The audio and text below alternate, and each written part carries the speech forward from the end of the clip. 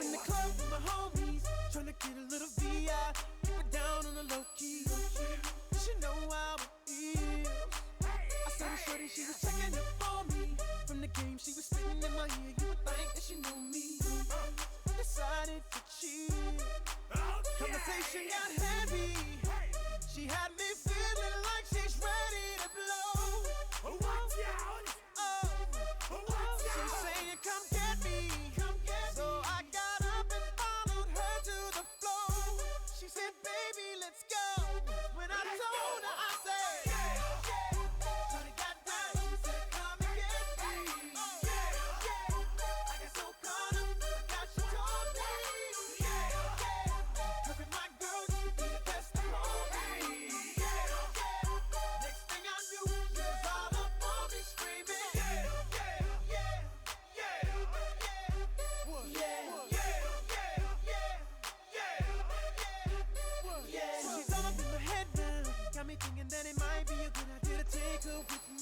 Hi. How you doing?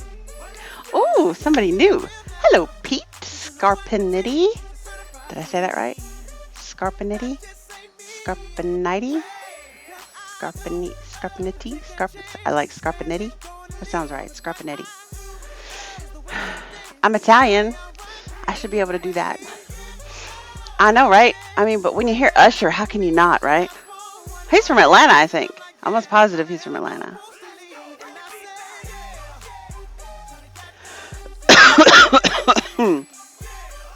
Oh, sorry that. So, how y'all doing? Was I here? I was here last week, yeah. Because I was like, the world has just gone mad. The world has just gone fucking crazy.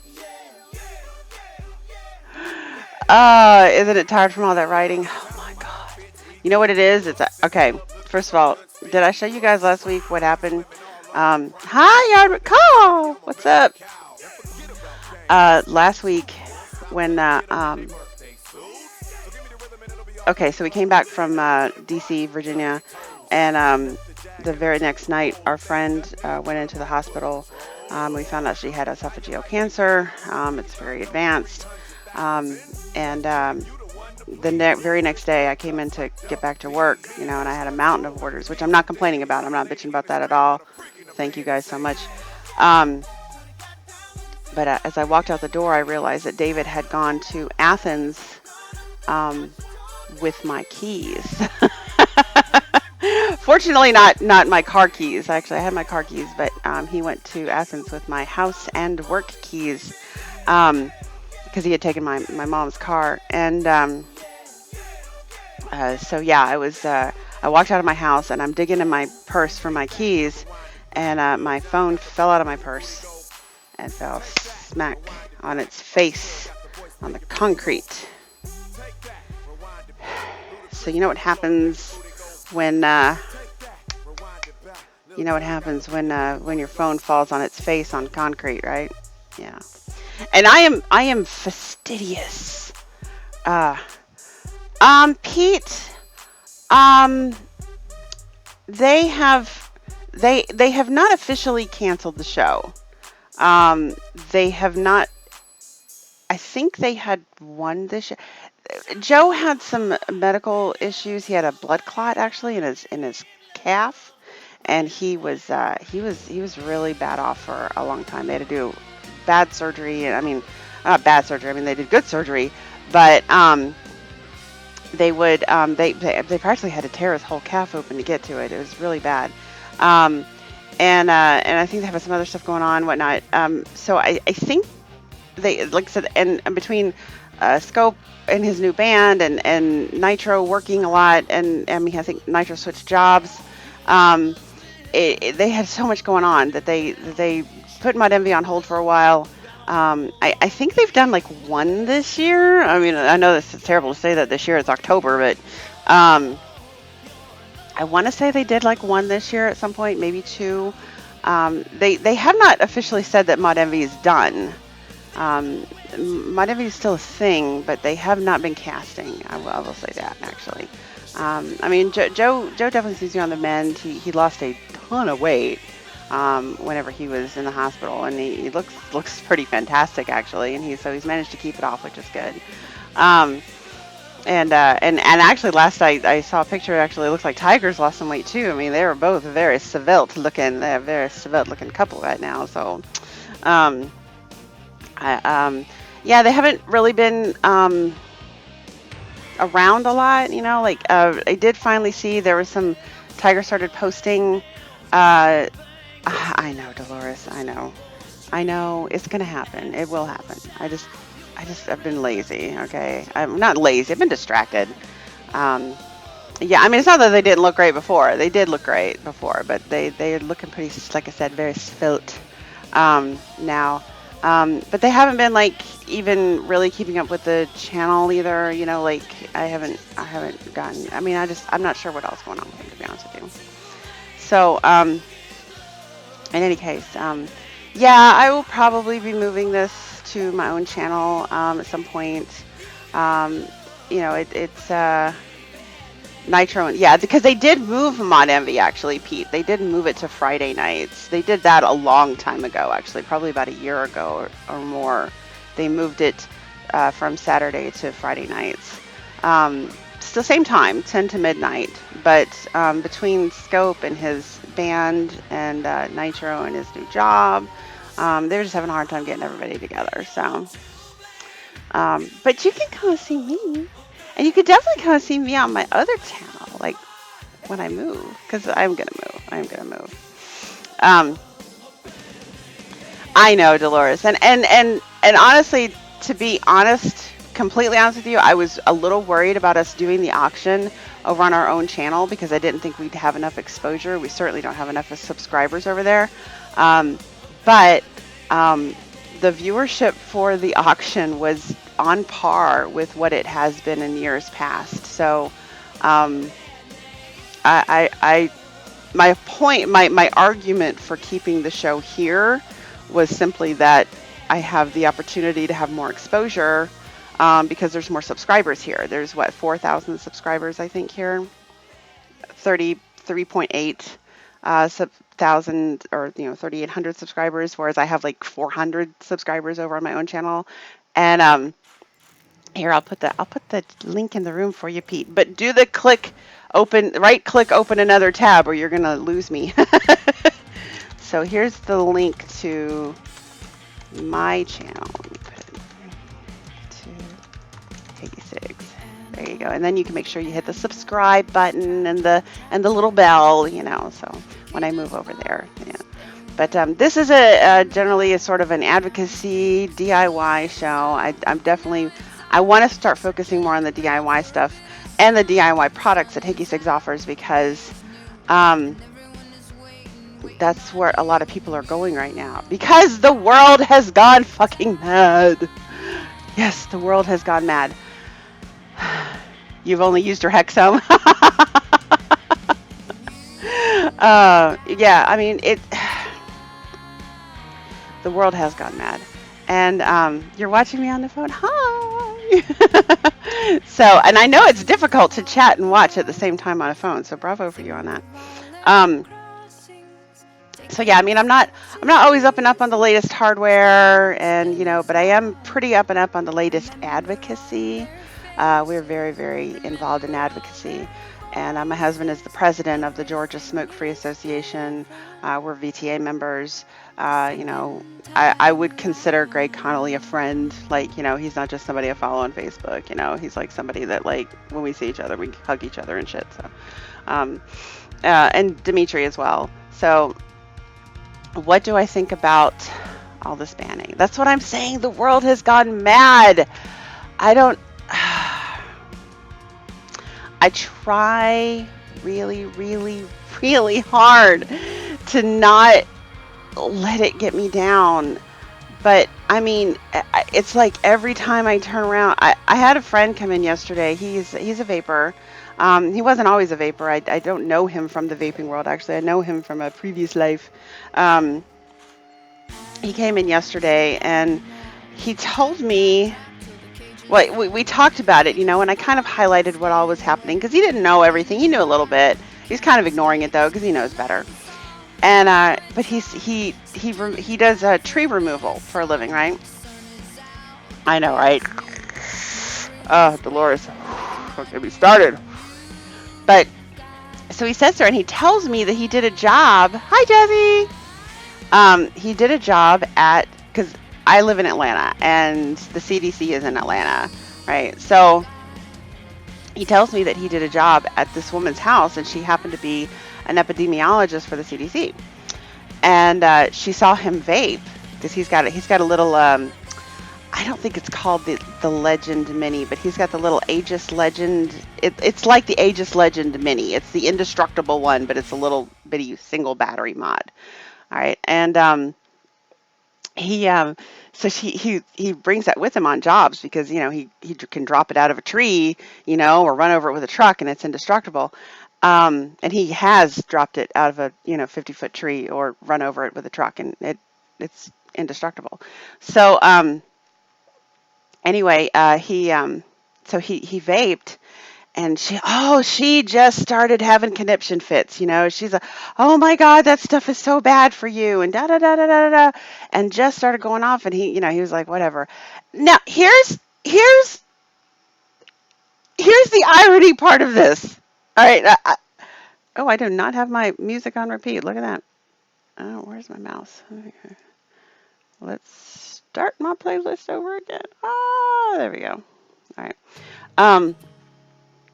So here's the irony of this. Okay, so he's a tree man, right? He's removing a tree off the property of an epidemiologist at the CDC who's telling him that vapes are going to kill him.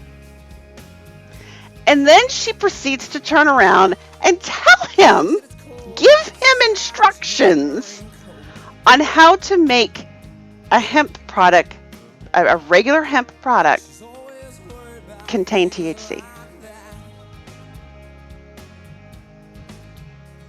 And she told him, yeah, apparently it's a very simple process. You take a regular hemp product.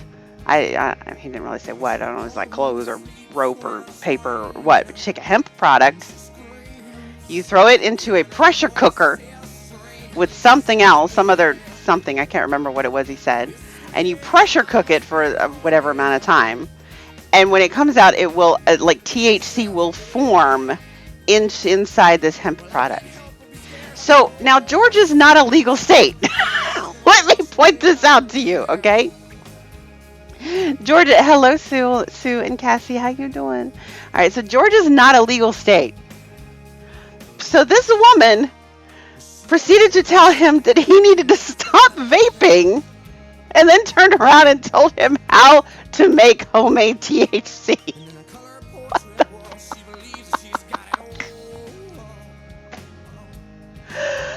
I was just like, it's like sitting here listening to, he's like going like, I know. He's like, this is so fucked up. So yeah. These bans are now from, I think there was an update to it, but I didn't read it yet. But the New York got a little bit of a stay of execution. All right, so the ban is not going through in New York yet. The federal judge did rule on the injunction, another judge. They appealed it. Another judge said, okay, New York got a stay of execution. Also, Dolores, according to this woman, if you add something to it, you can pressure cook it and it will create. Don't ask me. All RS, you have to do it. Peanut Butter Buster is mine, bitch.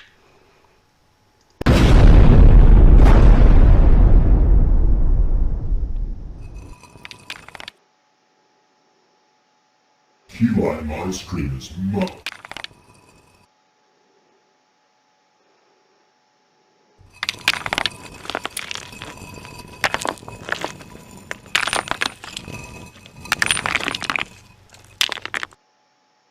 What the?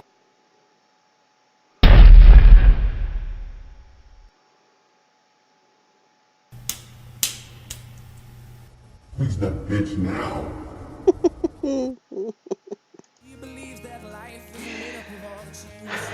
All right, so you're in Illinois. Oh God, you're on the chopping block too. Did it actually go through in Illinois yet? I know it. I know Illinois is on the chopping block, but did it go through yet? I don't remember. Um, no, a couple of good things happened yesterday. New York on next day of execution, and a judge ruled on some circuit. I don't remember which circuit. I think the Fourth Circuit. That the vaping industry, thank you, Sue, that the vaping industry is now allowed to interfere in the case. I mean, it's already been settled, but it was the American Association of Pediatrics et al. Against the FDA that made them move the PMTA date up to May. So now that the vaping industry is allowed to interfere in that case, they can appeal it, which they're going to do. So yay, VTA rocks again. So yes.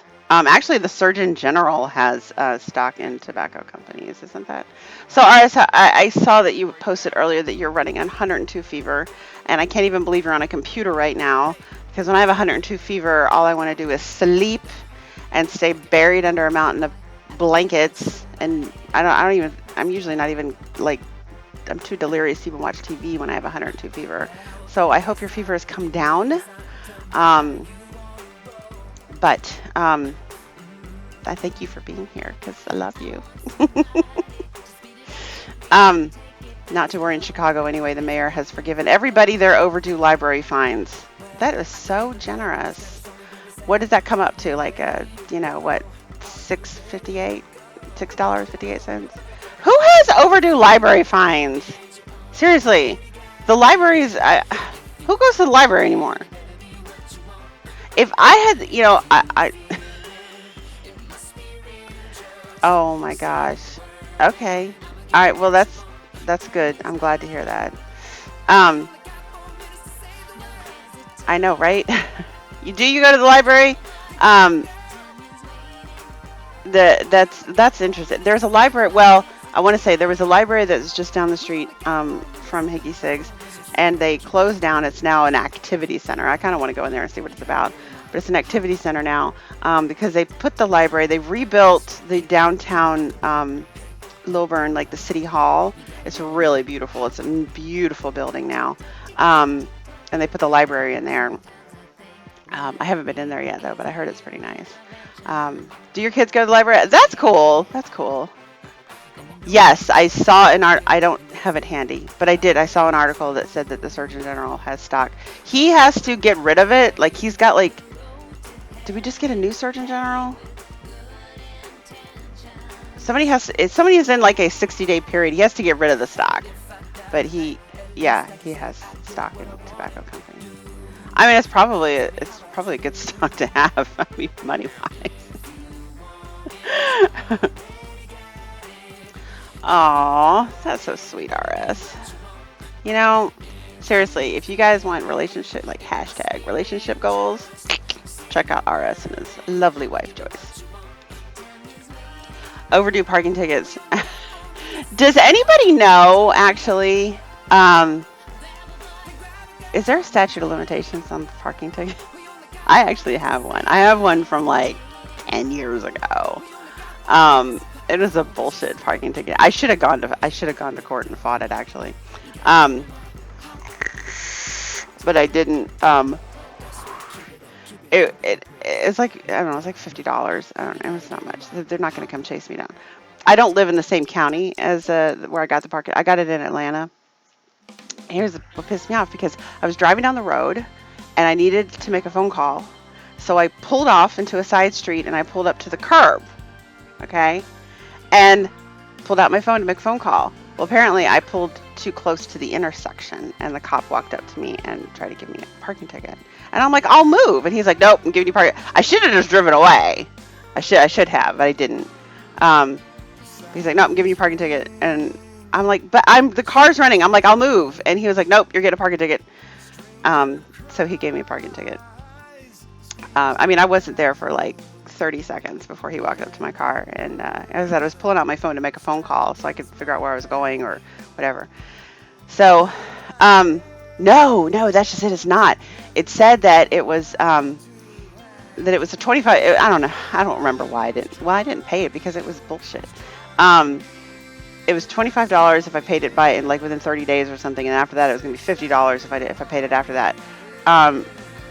But then like I never heard anything about it again. And I've actually had a couple of people, or a couple of times I've gotten something in the mail, like a collection agency tried to get that, just to get that $50 from me. It's not, there's no interest or anything on it. Just trying to get that $50 from a collection agency. I'm like, it's been 10 years. Does that $50 really matter to you? And if it's at a collection agency and it's not on my credit report either, I looked. I mean, like I know it's not on my credit report. You really want that $50? At this point, it's been 10 years.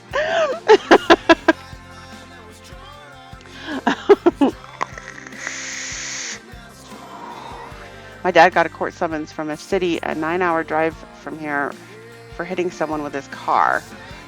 You should have contested it. I simply wrote an email and got a parking ticket excused. Really? Yeah, I didn't think. Yeah, that's kind of messed up, actually. That's weird. They must have gotten a license, like 1 digit off on the license plate or something. Yeah, I figured there's got to be a statute of limitations on that. And there's no way they can really actually come after me. Like, I was like, I don't know. We might go down, if I ever get pulled over in Fulton County, I mean, I guess I might find out that I've got this outstanding parking ticket there, but whatever. Yeah, like I said, they probably 1 digit off somewhere. But no, these bans are insane. And people are going more insane. Like, so I read, oh God, who was it? Somebody put out an article, I think it was in the Vaping with Vic group, that, because, the UK is all saying, oh, UK vapors are safe. UK vapors are safe from this because we regulate our stuff better over here. I find that kind of funny. I mean, not that they don't regulate it. They do regulate it. They do regulate it better. Certainly better than we do. But they say, oh, we regulate it tighter. We have tighter regulations over here in the UK, so you vapors are safe. What part of black market do you guys not understand? So, yeah, they're black market products. We know it's black market products. And I don't see how the UK is going to regulate that. But some Yahoo, I think it was a woman, who claimed she had been put in the hospital due to secondhand vape. Secondhand vape. Now, after 7 years, unless you acknowledge the debt, it drops off your credit report. Yeah, it's been longer than 7. If it was on my credit report, it's been gone for a long time. I got a parking ticket from San Francisco and have been living in Utah for over 10 years. See, that's crazy. So anyway, yeah, did she OD on the good smelly stuff? I know, right? Now, there are more than enough studies out there to prove this woman wrong, right? The studies show that exhaled vapor is actually cleaner air than a person's exhaled breath, right? Because I mean, face it. Okay, look, your body is like sort of this cesspool machine, right? That creates a lot of toxins, all right? And that's what it does. It intakes things, it filters out the toxins, and then expels them, all right? That's what it does with food. That's what it does with air. That's what it does with water. All right, that's what your kidneys and your liver is designed to do, okay? Your body is designed to intake all kinds of things, filter out what it needs, and then expel the rest. All right, that's what it does, okay? So when you breathe in, You're breathing in air, which, by the way, is only like 20% oxygen anyway. Just FYI, people are like, oh, the only thing that's good for you is air. Okay, air is not so clean, just saying. But when you exhale, okay, you're exhaling shit out of your body, and there are VOCs, volatile organic compounds. Volatile organic compounds. There are more VOCs in your breath than there is in this. Why? Because nicotine and PG are both antimicrobials, and they kill off shit like that. I finally made some sparkling lime. It didn't have citrus punch, so I used ginger ale and FA Lime Tahiti, and it's wonderful. That sounds delicious. That sounds delicious. I'm wondering, though, if I should let your parting maker run out. I never go into Atlanta anymore, Sean. I really don't. I haven't been into Atlanta. Whew. When was the last time I went into Atlanta? It's been a hot minute. I love Atlanta. I'm not really sure why I haven't been into Atlanta. I mean, I haven't had any reason to go into Atlanta. But, God, it's been years. Probably since, I'd say 3 or 4 years, because David's sister used to live in Atlanta, and she hosted Christmas there. I think it was 3 years. It was 2016. I remember this now. It's 2016, Christmas 2016, because she wanted everybody to come down early on Christmas morning. And when I say early, I mean like 9 o'clock. Oh, no. That wasn't Atlanta, though. That was past Atlanta, RS. But you're right. I drove through Atlanta to get there. Oh, Dolores, you have no idea how everything I need is literally like within half a mile of my house. I live in such a congested area. It's not even funny. Like it's so built up, and there's so much. Within walking distance of my house. I literally don't need to go more than, literally 2 miles from my house, because my office is 2 miles from my house. So a 2 mile radius of my house is more than I would ever need. I mean, literally, even like weird stuff. I mean, there's there's graphics printers, there's insurance, doctor's offices, eye doctor, grocery stores, Home Depot, Walgreens, Walmart. There's, everything you could possibly need. There's two thrift stores, a bowling alley, Quick Trip, which I know you guys may not know what Quick Trip is, but it's awesome. It's like a Wawa or a Sheetz, but better in my opinion. Everything is here. But yeah, so Heather wanted everybody to come down early on Christmas Day, and she wanted everybody to be in their jammies. She wanted to have a pajama party on Christmas Day. So we bought, because it was right after Trump was elected. And we bought these like onesies, like footy pajamas, that were American flags on them. So. Yeah. I know we're not as. I don't want to say we're not as happy that Trump was elected, because we are still happy that Trump was elected. The alternative was not acceptable, but yeah, we're not as happy with Trump at the moment as we used to be. So, how far am I from Helen? I am about hour and a half tops, maybe. It's definitely not more than an hour and a half, but yeah, it's not 2 hours away. It's about an hour and a half. Helen is North Georgia, kind of right dead center in the middle of the state, but near the border, near the Tennessee-Georgia border. Might be North Carolina. Might be the North Carolina border. I'm not sure. But it's pretty far. Helen's a fun place. I've been several times. It is it's just like this whole different world. Like, you're just driving along, and I know, Dolores. Because Canada's gone crazy too. Hi, Penny. Canada's gone crazy too. Okay, I don't know if you saw this. Nova Scotia is falling to the dark side. And I don't know if that's a Canada-wide thing. I think it's just a Nova Scotia thing. But like Canada is like, they're starting to talk flavor bans now. What is wrong with you people? So, and I think the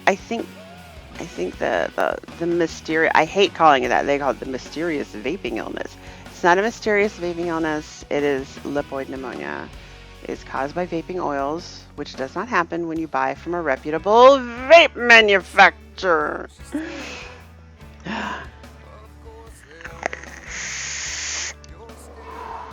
And Dolores, I think that's what Greg was trying to get across when he was doing his interviews. That people like, oh, you're trying to tell me that vapors are going to cost Trump the election? Yeah, I am trying to tell you that vapors could cost Trump the election. Not that they would vote Democrat. I think they're just going to stay home. Like, if you can't in good conscience vote for somebody that's on the ballot, you're just not going to vote.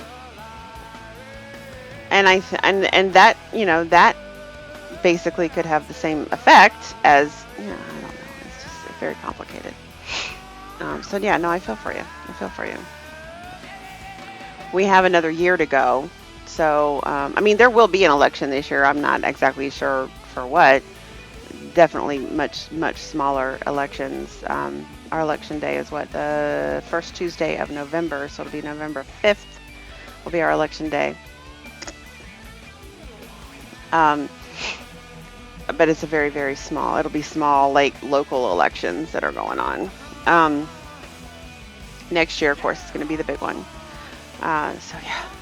RS, I would love for you to come play in the lab sometime. Unfortunately, my lab is not portable and I cannot bring it to you. So you will have to come here.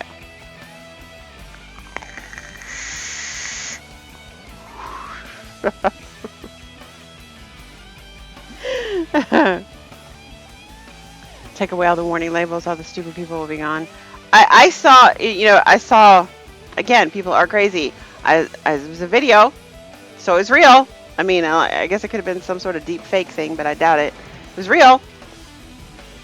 Of a town hall meeting in AOC's district. I don't know if you know how I feel about her, but I just do not understand how this woman got elected. This woman stood up and was just like, oh my God, the climate, oh my God, the climate. They have suggested that we start eating dead people already. Which is crazy enough in and of itself. But then she said, but that's not enough. We have to start eating babies. What? And like, nobody stood up and said, you're a fucking lunatic. Get the fuck out of here. Like, nobody said that. What the hell? No, everybody just sat there and just, okay. Like, they let her go on. And then there's this kid, this 16-year-old Greta Thunberg or whatever her name is, right? That sat there and was like, how dare you? How dare you take my life away from me? What the hell? And the people just sat there and, oh, yes. It wasn't AOC who said that. Let me clarify that. Okay, let clarify that. AOC did not say that, but it was a town hall in AOC's district, and this woman stood up and was just like, eating dead people is not enough. We must start eating babies.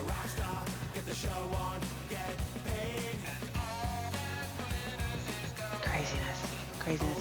Actually, yes, RS is correct, Cassie. If you were to come here and you wanted to play in my lab, you absolutely are welcome to play in the lab, and I would absolutely walk you through it. I would let you come up with a recipe. I would go over it with you and talk to you about which flavors might be more pungent than others, and maybe tweak the recipe a little bit, and then let you make it yourself. I do that. It is sort of a... Oh, did she? I didn't even know she was there, actually. I just was so flabbergasted at this woman. AOC was there, and she nodded. Fucking lunatic. What the fuck? Mm. So yes, she was batshit crazy.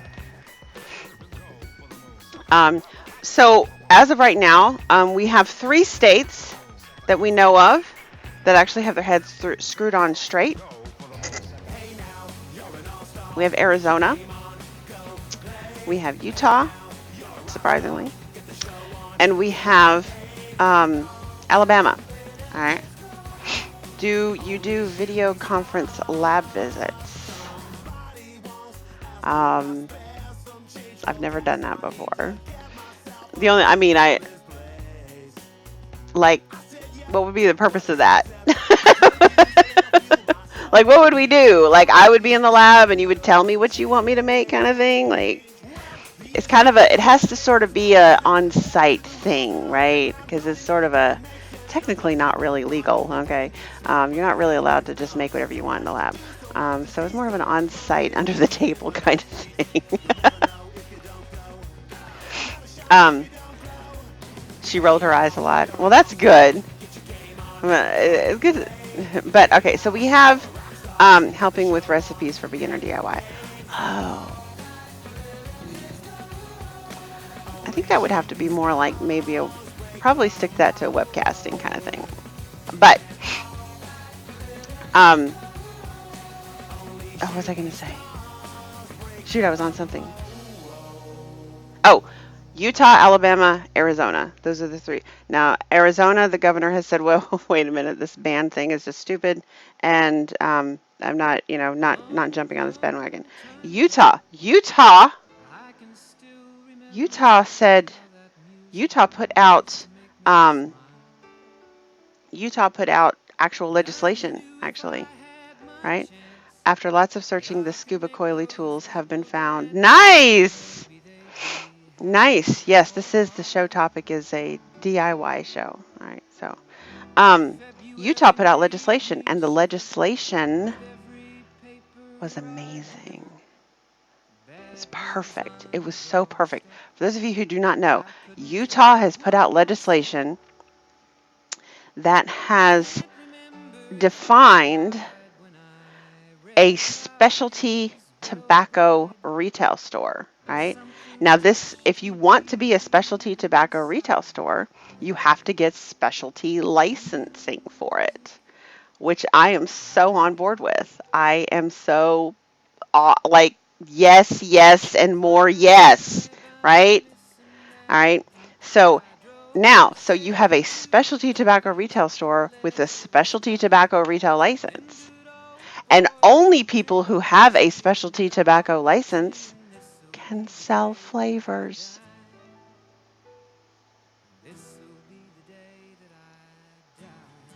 Yes. Right? Because this takes the flavors, it takes all the vaping products that they're bitching about out of the smoke shops, out of the head shops, out of the C-stores, out of the gas stations, out of the department stores. Yes.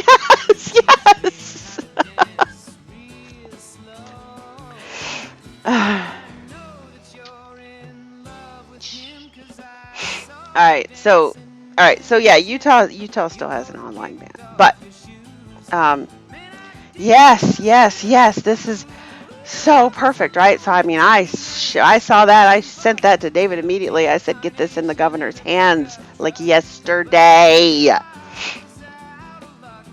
because I would be all about that. My nose is itchy. Get Janatina a what? Get a what? What's a Tina? I mean, that's what we have been asking for so long anyway, to separate, reclassify vaping. Well, actually, Georgia already does differentiate between traditional tobacco products and vaping products. That actually is its own classification.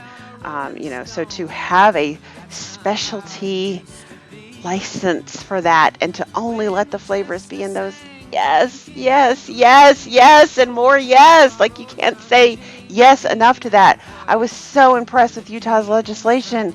It was so perfect. Utah must not be in trouble with the MSA. Yeah, you got a point there. To be fair, Georgia's not in trouble with the MSA either. I mean, Georgia does get payments from the MSA, but they did not purchase bonds 10 years ago.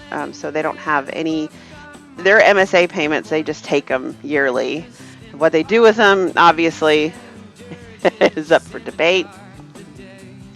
But they don't have to pay any bonds back. They don't have any bond payments to pay back. So Georgia's sitting pretty in that respect.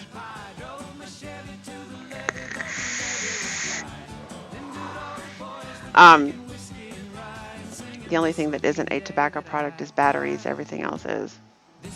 But specialty tobacco stores, or a specialty tobacco retail store. So you'd have to get a license, and those head shops, tobacco, I could see like a regular tobacco store getting a license, maybe, possibly, probably not though. I mean, that's probably not the core of their business, but head shops are not going to do that. C stores are not going to do it. Grocery stores are not going to do it. Gas stations are not going to do it. They're going to be like, fuck it, I'll just do the tobacco and menthol flavors and be done with it. And watch. I would love it if they would restrict it. I mean, in my utopian perfect world would be that they would not allow any of those places to sell vapor products, that you have to have that specialty license to sell vapor products at all. I said take them out. Take them out of the convenience stores, take them out of the gas stations, take them out of the grocery stores, take them out. Just take them out. All right, no more head shops, no more smoke shops, just vapor stores. But that's probably a pipe dream. We'll see.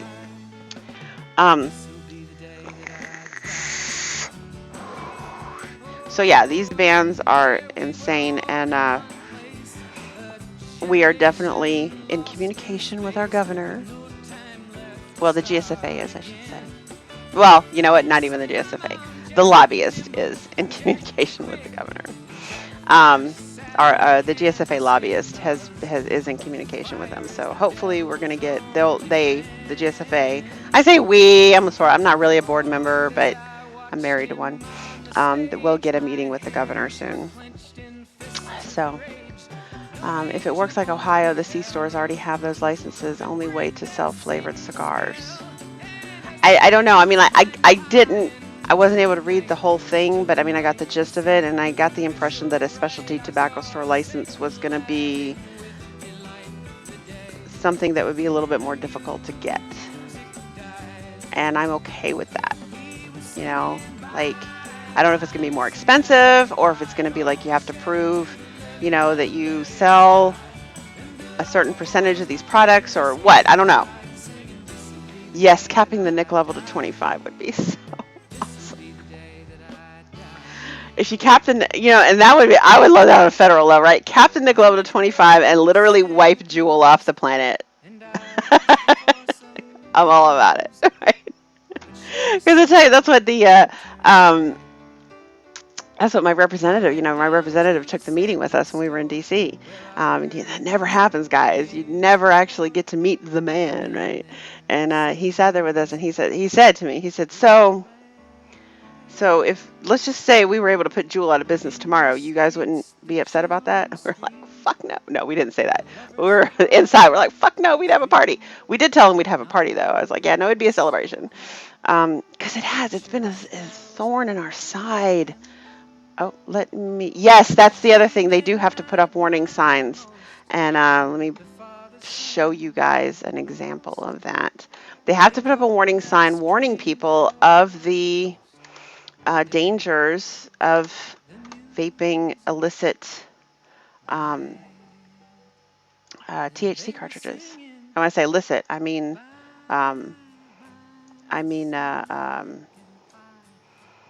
black market shit. All right, so this is one of these signs right there. They got to put something like this up all over the place to say, hey, don't freaking vape unregulated THC cartridges, right?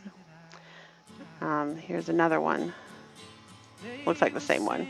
Probably front and back, same thing. Yeah, same thing. So I can do that. I'm okay with that. All day long. But if you guys want that link, I will put it in chat as a clickable link. There you go. I know, right? I mean, finally, somebody is listening. All right, so as a result of my little phone mishap last week, I did get a new phone with a pretty case that has a finger ring holder. What this is? Oh, Amy. I was gonna say, what the hell is this? I forgot to put this in my playlist. Little ring holder there. And yes, it is girly and sparkly and has rhinestones on it. I wonder how long those rhinestones are gonna last. But because I was damn sure not going to go a single minute without having a case on this thing. However, I did get the S10 Plus, and I'm here to say this is a screaming phone. It is a lot bigger than my S7, and I'm still getting used to it. But this is the Samsung Galaxy S10 Plus. I did have a coupon, which if any of you are on Verizon, I bet you the coupon would work. I don't know. They texted it to me.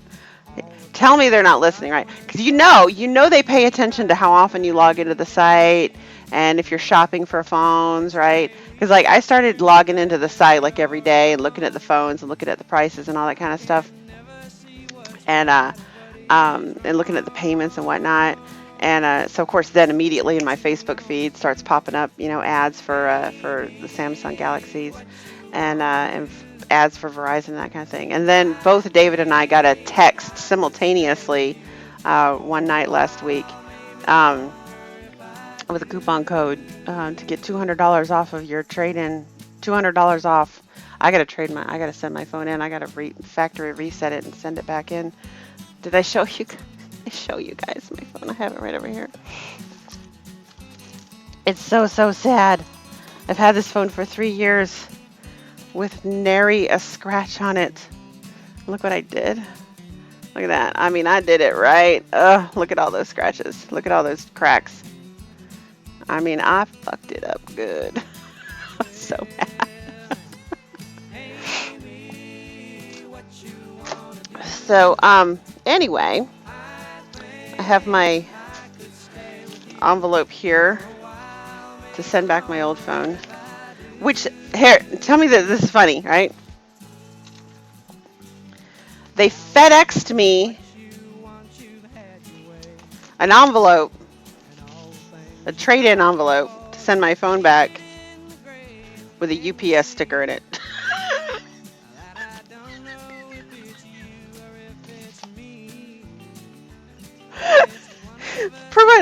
FedEx.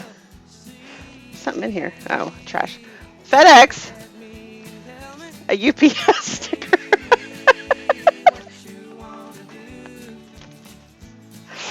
Oh. Gotta love it. Gotta love it. Gotta love it. All right. So, yeah, I actually looked at the Note 10s because they were having a BOGO sale, actually. Because David's phone's about 2 years old. Mine was 3 years old, and it was limping along. I mean, it was time for me to get a new phone anyway. It was getting really slow and bogged down. But so David's phone, which I mean, is still in good working condition, but there's something wrong with the charging port. It won't connect, and so he has to. He can only charge it wirelessly. So he has a wireless charger by the bed at night, and he's got one in his office, and then he's got. I just bought one that mounts in the car. Actually, really is a really nice one, and they're all wireless chargers, so he's got a charger with him at all times. And now we have insurance on it, so he could probably just get a new one refurbished. But they were having a BOGO deal that if you buy one Note 10, you get another one for free. And I was kind of like, okay, you know, I was like, if this is a thing, if this is doable, then would you want to get, you know, would you want to upgrade to a Note? And I looked at the Note. They were about the same size as this. It's just a little boxier. Like the corners are really square compared to this. It's almost exactly the same size actually, but it's just really, really boxy. And he's like, yeah, I would do that. Well, yeah, there's always a catch, right? You have to not only you could get the BOGO, but you have to upgrade your plan to an unlimited one, which is way more expensive than the plan that we have. It's actually why I bought this phone case. It matches my hair. Well, maybe this one. There we go. Purple and blue. There we go.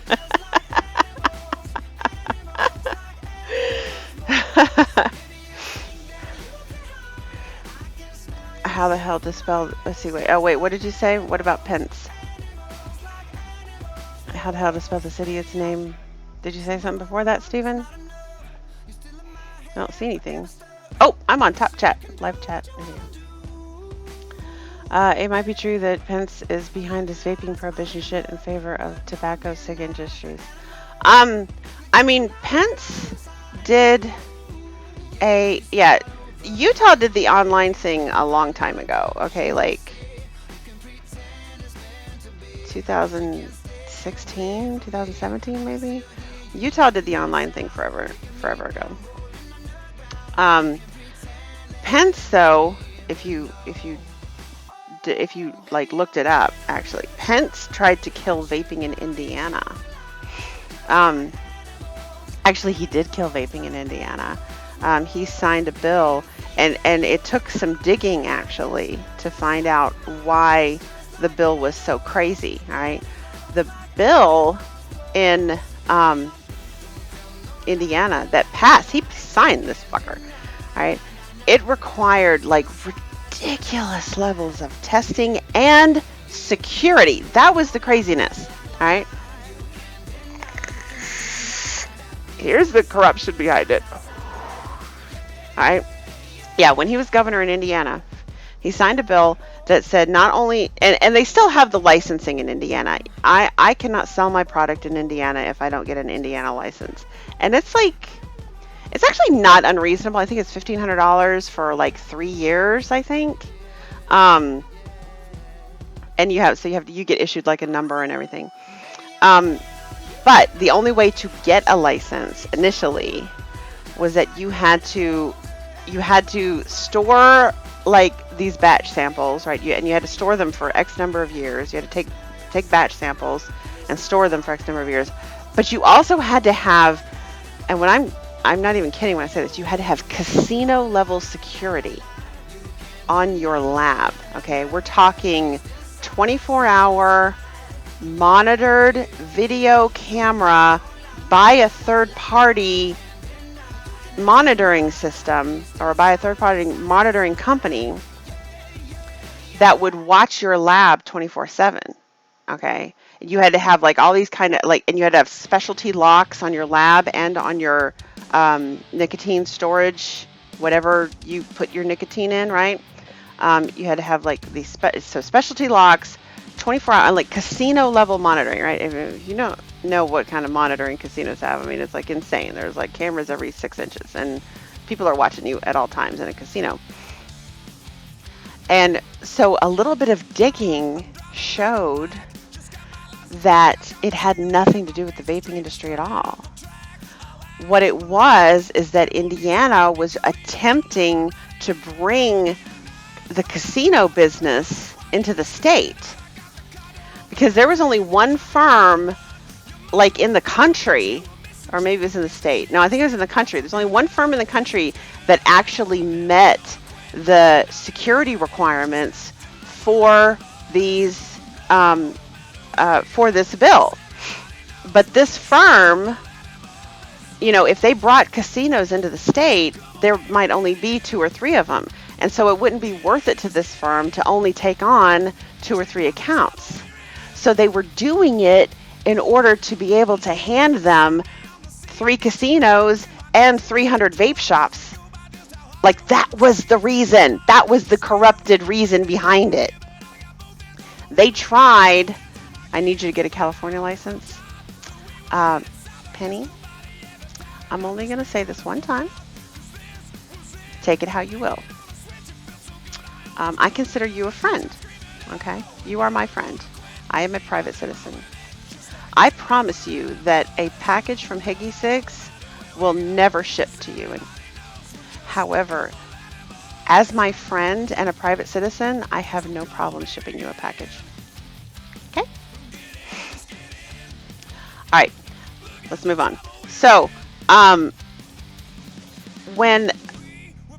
that was the whole, like, kind of corrupted problem, or the corruption behind that bill. All right. It was a ridiculous level of security. All right. Ridiculous level of security. All right. And nobody could really understand why. And then they did some digging and they found out that they were trying to bring casinos into the state. But it wasn't enough business for this firm to actually accept it. Fucking A! And then we found out, because that bill, I mean word for word, came to Georgia. I mean, because I read the bill, and I'm not good at reading legalese. I'm terrible at reading legalese. I can't process it. It's so wordy that it's like I forget that the sentences get to be so wordy that I forget what the sentence is about by the time I get to the end of the sentence, and I have to go back and read it again to figure out what they're trying to say. All right, so I hope noob DIYers realize that if they order a base, they will be locked into 1 milligram level. That is the main reason I don't mix base. I can mix anything from 48 to 0.5. Yes, that is true.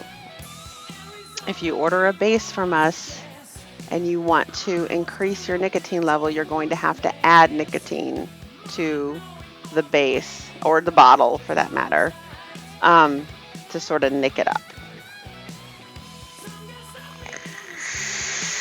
So, but yeah, that bill, word for freaking word, came to Georgia. They changed the state, right? But everything else was identical.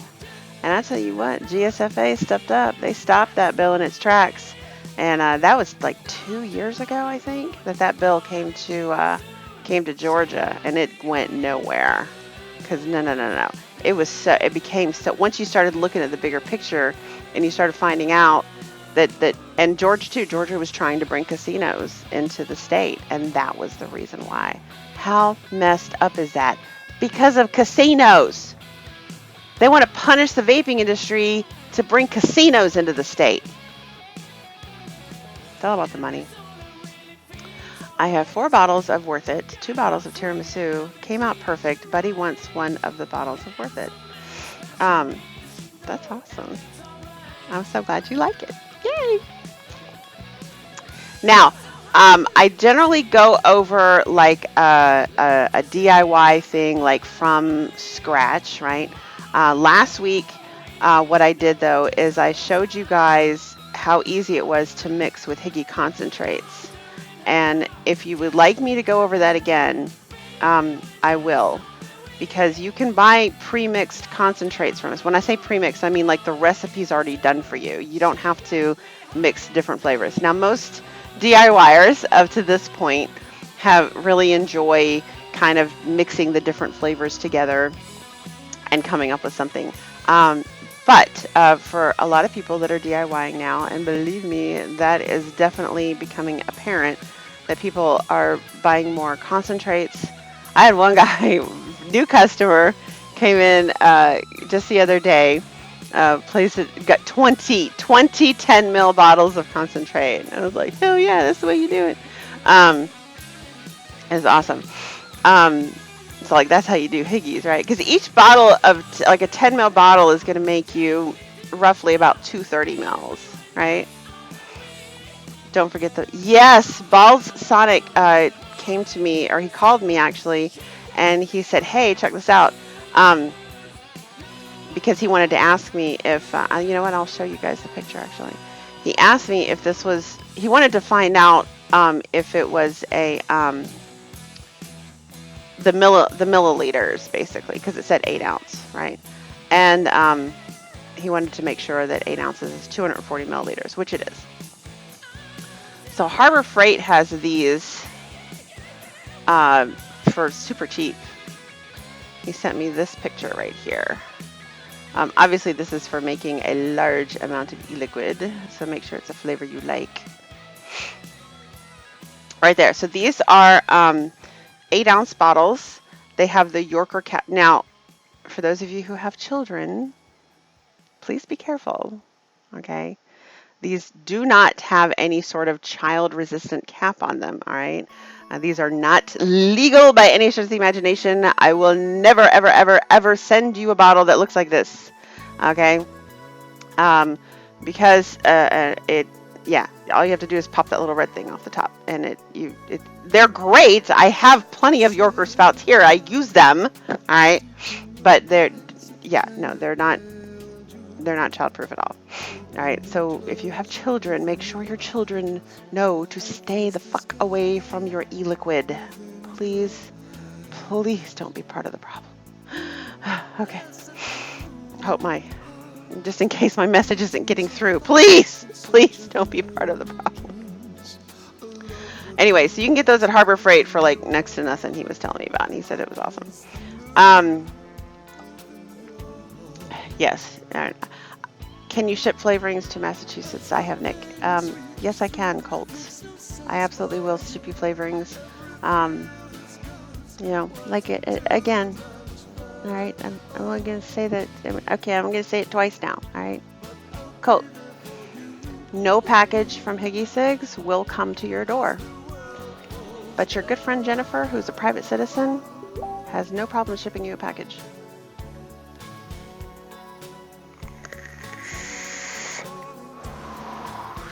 All right. Oh, Ball sent me another. Oh, here we go. Let's see. That looks like a really long link that I don't need to. Oh, here we go. All right. You can buy them online. Look at this. Woot woot. Boom. And how much are they? You can get 3 bottles for $3. That's really, really good. I'm not even sure I could get those bottles for that price. I don't have any of the 240s. I actually, you know what? If I ever need them, it's good to know I can run down to Harbor Freight and get them. Because I actually do co-pack for somebody. He purchases the I make the e-liquid for him, but I put it in a bigger bottle, and then he takes it back and he fills up little bottles with it. He tends to. His wife is one of those big, like, you know, tree hugger people that doesn't like to throw away anything plastic. So she tends to clean the bottles after she get, you know, the lab he used to use, and so he had a ton of these clean bottles that were just sitting there not doing anything, and he brought them to me. So I've been using those, but I'm running out of them. And so it's good to know I could actually run to Harbor Freight and pick those up for $1 a pop, which might actually happen. Thank you for that.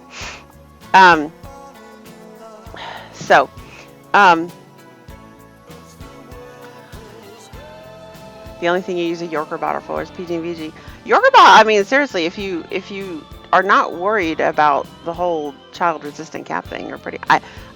Once upon a time, before we got child-resistant caps, we actually did use the 4-ounce Yorker bottles, and that's what we sold. That's what we sold you, actually, with the Yorker spout on it. People loved them.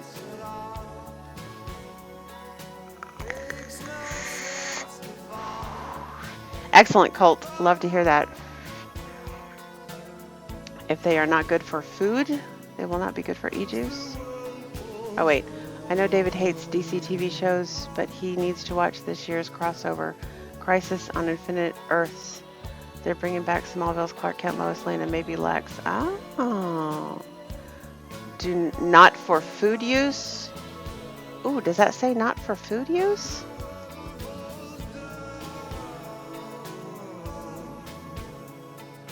Does that say not for food use on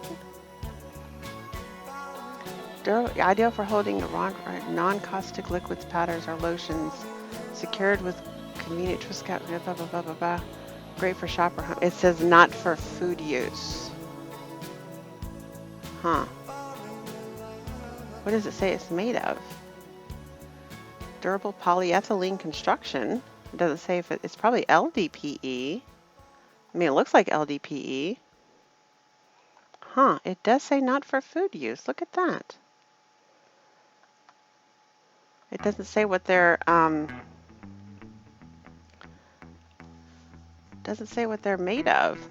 LDPE though is totally fine. I use LDPE bottles.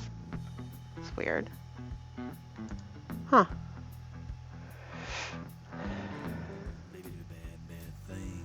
China plastic. You would be surprised, actually. Ah, so Ball's saying that he mixes up a 240 and then he puts it in 60 ml bottles. So it's not in there for long. Harbor Freight is a filthy place contaminated with many Chinese solvents. Do not buy stuff for food from Harbor Freight. Good point. Harbor Freight is kind of a dirty place. But I would imagine these are like, I don't know how they come. Were they shrink wrapped? I don't think I would buy them if they were just sort of in a bin. But were they like in a pack, like shrink wrapped? That would make me feel better. I have every Higgy Sigs bottle I've ever ordered over the years. I reuse them for my DIY. Wow. You know, you're not the first person I've heard say that. And I'm honored. Like Aries and Odeon. I bet it is so they do not get sued. Oh, if they're shrink wrapped, I mean, like, I don't know. Clean them out, maybe. Because, guys, you probably wouldn't believe how much comes from China. Our bottles come from China. I mean, I don't buy them from China. I buy them from a vendor in Florida, but they get them from China. I know this because I pay tariffs on them. And chubby gorillas, too. They come from China, too. It's hard to get around it. So, that's awesome, guys. I love to hear that. I know Aries and Odeon have kept all of the liter bottles that they've ever bought for me, which is just cool. Those I can actually safely say are not made in China. The liter bottles are made in the U.S. I know this because I've talked to the place that sells them, and they told me that they can actually, like, if I had the money to get a big enough order, I could actually have something custom made from them. But yeah, they have a manufacturing facility with injection molding and all that stuff. So the liter bottles do come from the U.S. and the old bottles, if you guys were around if you guys were customers of mine before we had the child resistant caps, came from the same vendor. So I actually suspect that all of those were actually made in the U.S. So.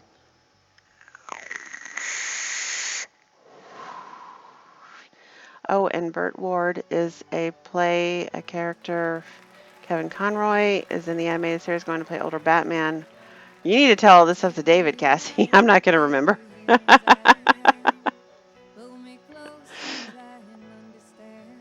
Well, there you go. Balls is saying just mix a big batch and then put it in smaller bottles. So, yeah, I actually have because I bought from a restaurant. There's a restaurant supply store. All those bottles you see in the lab, like on the counter that I use for mixing, those are all bought from a restaurant supply place that's just down the road here. Well, that and Amazon, because hello, it's Amazon. I just put the last of my liter of blueberry waffle into a Chubby Gorilla bottle last night. Nice. But yeah, people love the liter bottles, which I think is cool. All right. So, my question for you guys, though, is would you like me to go over how to use the Higgy concentrates again? I could potentially do it where I'm actually mixing the PG and the VG and the Nick together, or I could do it using Higgy's base to show you guys how easy it is, because I can do it one of two ways. I can do it both ways, actually. That's what I did last week. I went in the lab and I showed you guys how to use it, mix it by volume, and then I came back here on my desk and I showed you guys how to do it by weight, using the base, like just using the Higgy's base. Now, it was Yardbird who pointed out that if you use the Higgy's base, you're stuck in that Nick level, okay? And the only way to change the Nick level would be to add Nick. You cannot subtract Nick from that. You can add Nick to it, though. Yeah, I got 2 hours almost. So, and Dolores, it takes like 30 seconds to make a bottle. Seriously. Like, it's almost a waste for me to put a hairnet and gloves on. I'm going to, but it's almost a waste. But, so, in any case, the point is that I would show you guys how to do this using Higgy concentrates in both a volume and weight environment, regardless of which way you decide to do it. I think for DIYers, I think the weight, yeah, order the base you want to vape. Now, if you are Yardbird, for example, he likes to use different nicotine strengths, probably using different devices. I use different nicotine strengths for different devices as well. I use a 3 if I'm on a sub-ohm device like this, and I use a 18 if I'm using a non-sub-ohm pod device. So it's really more or less like if I was to order, like if I was not me and I was to order from me, I would either order a 3 milligram base and an 18 milligram base. I would order a 3 milligram 2575 base, and I would order an 18 milligram 5050 base, so that I would have it for both my pod liquids and my sub-ohm devices. But if you only wanted to order one, like say you wanted to order a liter of base, and you wanted to use it for different nick levels, you're going to have to learn how to nick it up. That's kind of my term, is you nick it up. Like if you have it, it's already at a 3, so you'd have to know how much to add to it in order to make it a 12. All right. Then my wallet, wait, D. Millen showed that to me, and it was the easiest to transition to DIY. Then my wallet said empty. Oh, no. I'm going to be safe. I'm actually, like I said, lead by example. All right. But, you know, for the when you're working with this stuff, I mean, the amount, I mean, seriously, how often do you guys like spill juice and then go like this, right? It's not going to hurt you.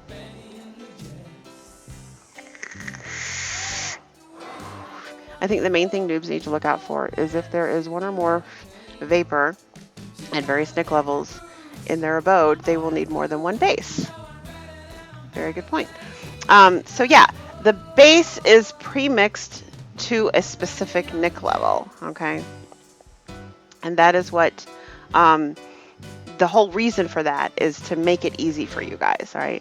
At this point, we don't actually offer bottles. I think that's going to be changing very soon. We're going to probably want to get like some like Ziploc bags or something to be able to put like packs of 10 in or something like that. Because we really do want this to be, want you guys to have sort of a one-stop shop for vaping supplies. Today is your 4-year vape-anniversary. That's awesome. I love that. Ah, there we go. D. Millen showed the scale to get here. Let's see. Ooh, it's got a bowl on it. That's pretty, that helps you from spilling. If you do spill it, it won't spill far, which is, and you could spill it. DIY comes with spilling. I sent one to somebody. The important thing is you want, I'm going to show you guys this.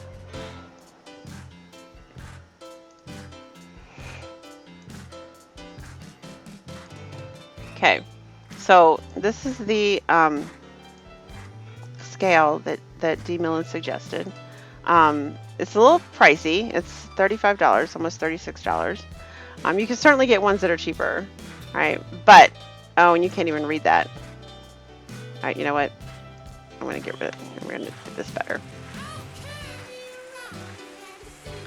I'm going to show you what you really want to look for. Okay.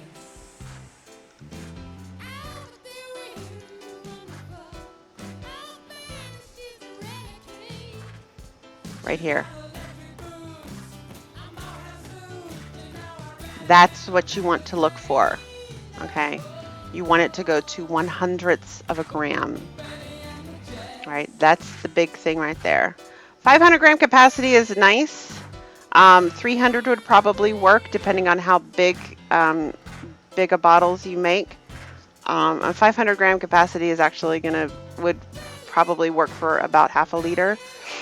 And that's only if you don't tear it out between each ingredient. But right here, this is the important part. Oops. 1/100th of a gram. All right.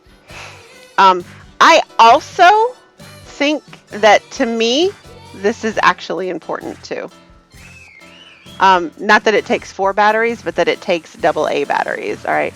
I had a scale once that took those big disc batteries, those like the watch batteries that are about that big around. And I mean, it's not that they're pricey. I mean, well, compared to AA batteries, they're a little bit pricey. But you know, it's just like you can't just like pick those up anywhere. Like you have to end up going to like a specific kind of store to find those. And to me, they were just kind of a pain to get. Whereas you can buy like AA batteries and like giant blocks of AA's. And so to me, having regular batteries, regular alkaline batteries that it will use is also actually a big plus for me. All right. So to me, those are the two things that I think that you should look for the most when looking for a scale. There are literally hundreds of them out there. Okay. Yes, it does. And yes, coming with a calibration weight, I mean, does it plug in? Oh, okay. Yeah, coming with a calibration, the calibration thing is certainly nice. It definitely makes sure that it's working properly. Because if it gets off, you know, then you're gonna taste it if the calibration gets off. So you use rechargeable and charge them with your 18650s. There you go. The smock stick I won went to a smoker today. Just gave it to him with the liquid and a Higgy sticker. Oh, you have a puppy update? Is that what that was? I just got a text message. Oh.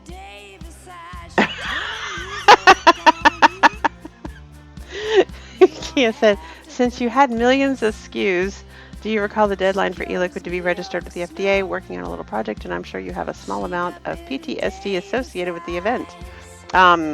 Yes, I do. It was October of last year. It got extended though. So then she said, oh shit, you're casting. So sorry, love you.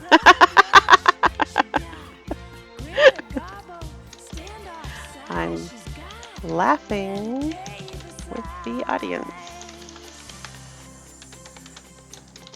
I believe it was October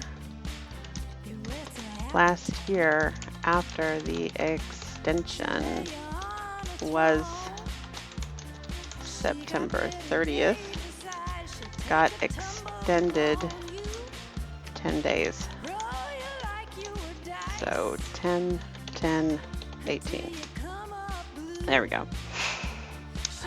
So, yes, please tell. No, you haven't said. That was a text message that I got. Oh, it wasn't.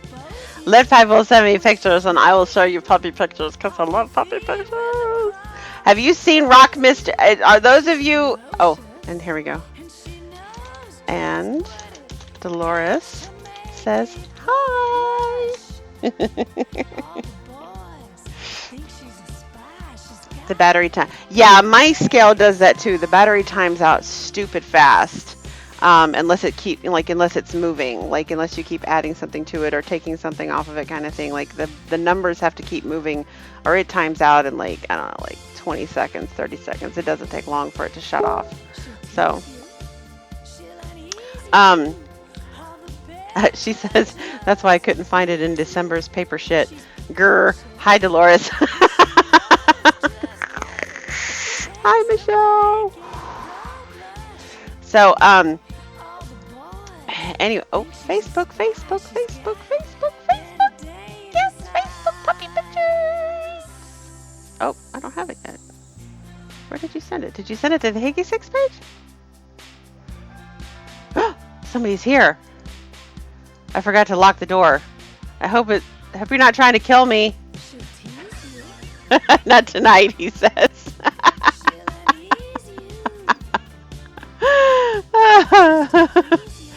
Hi. Mwah.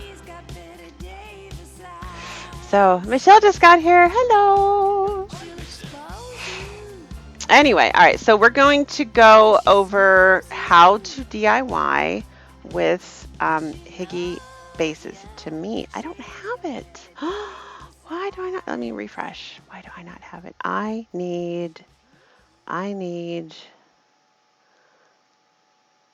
don't have it. I don't have a message from you. Why do I not have a message from you? I need puppies. I don't have a message from you, dude. Oh, nope, that was a text message.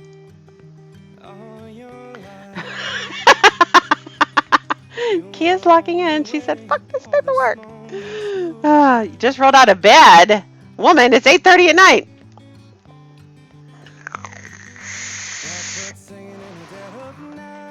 Well, if I get killed on stream, at least I'll have witnesses. Just saying. All right. So I'm going to do it both ways. I'm going to show you guys how easy it is to do by volume and by weight. And that way you can see that if you buy your base and your concentrates from Higgy's, how easy it is to do. If you're worried about not being able, which flavor am I doing? That's a good question. I did the key lime ice cream here and then I did the I did melon baller, actually. I did melon baller. Oh crap, I actually Hi Kia, how you doing?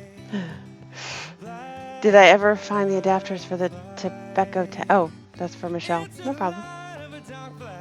Sangria. Okay, I'll make sangria. I can do that. She's going both ways these days. I miss you, girl. I miss you so much. All right, so sangria for one. We just got 2 puckies. They are cheap hits. All right, Pen and Callie.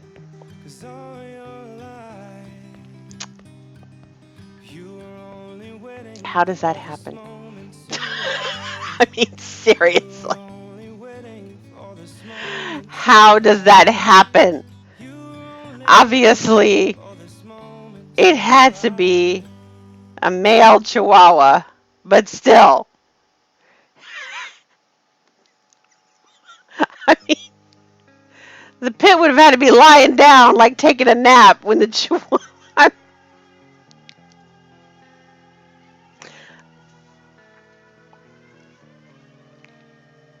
That's just not I mean, seriously, how does that happen?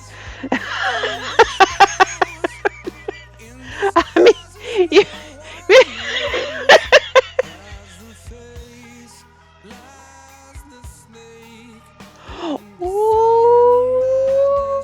Well, Mom's in Indiana. Mom, D-Mills onto something, mix 2 concentrates together. You can do that.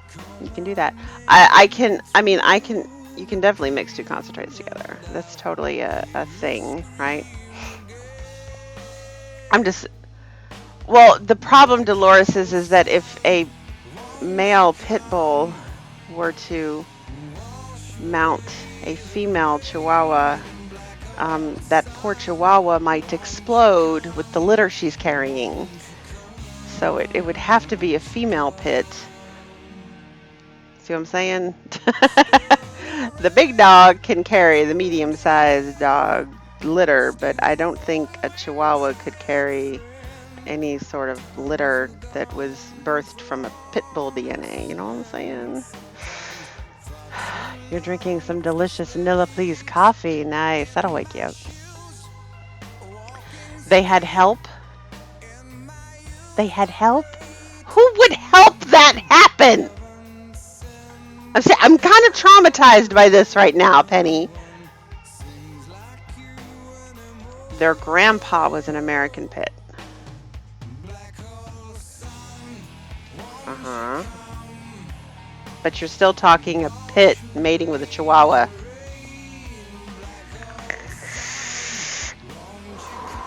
I'm telling you, Tiger, I'm thinking the female pit was taking a nap and the male Chihuahua sort of raped her while she was sleeping and probably didn't notice.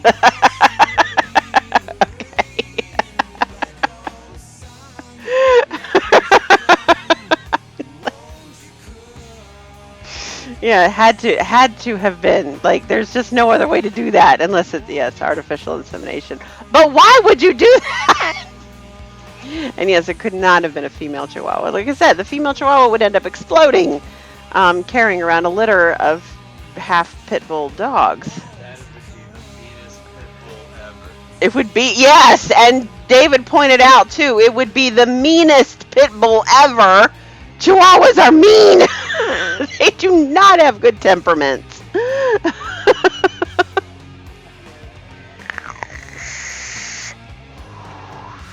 Look, we had a Chihuahua, and I loved him. Okay, he was a fantastic dog. All right. I sent the video all over you web. Ah, here we go. So let's see here. You sent it to HiggySugs.com. No, you sent it to HiggySugs Facebook. It's a video. Attachment unavailable. New photo by Lead Pipe. Oh wait, here we go.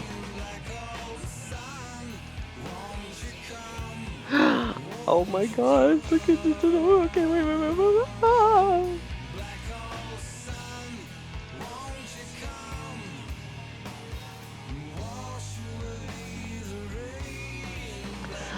Puppy videos. I'm so excited. Puppy videos.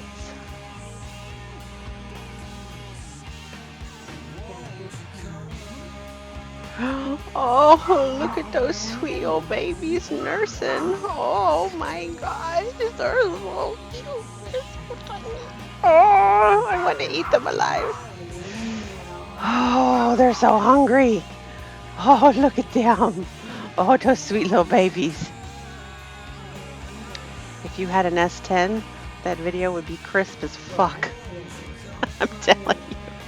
3 cameras. Look at that. 3 cameras back here. 2 on the front. Look at those sweet babies. Oh man, that one's just... You would think that would hurt. Oh, look at those sweet little babies. Oh, they're so hungry. Oh, I want them so much.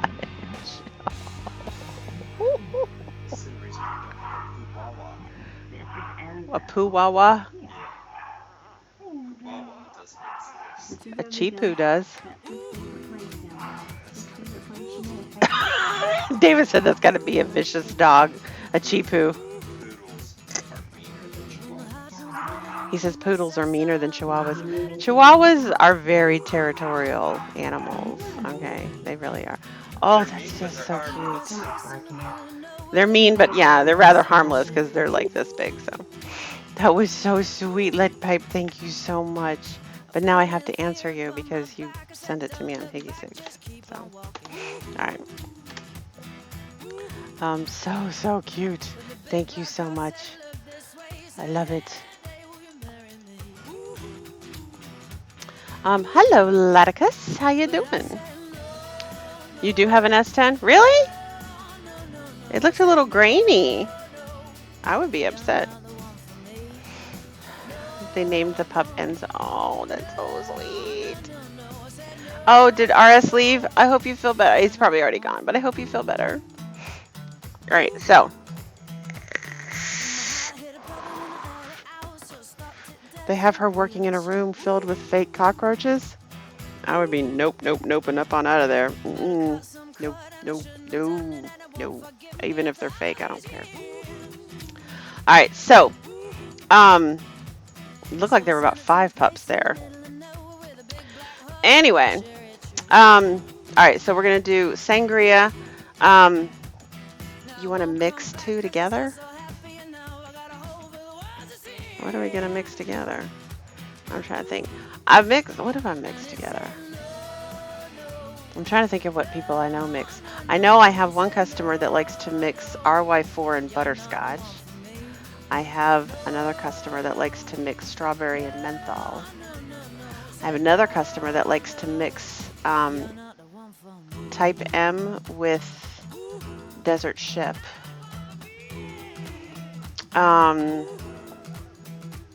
Better than the live snakes.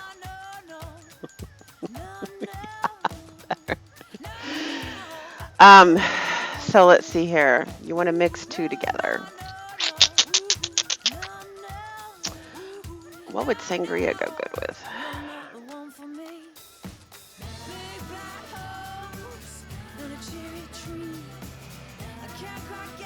Something else fruity.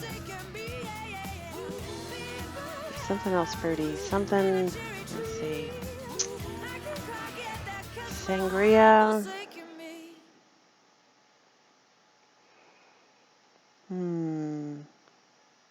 Maybe with mango splash.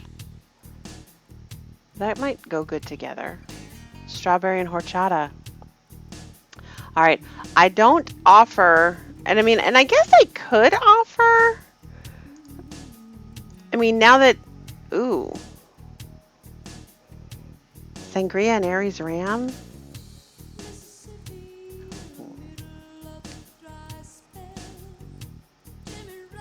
I'd rather go sangria and Whataburger. And you know what? I thought about winter berries, actually. I did think about sweet winter berry. I'd probably go with David's sweet winter berry. And that actually I think could work. Because that's berries. But at this moment, and I guess I could. The reason why I haven't offered the straight up flavors is because I can't offer them to you as low of a price as you can get them yourself. Okay. If you go to if you go directly to their website and try to order that flavor, I can't match those prices. All right. It wouldn't be worth it to me.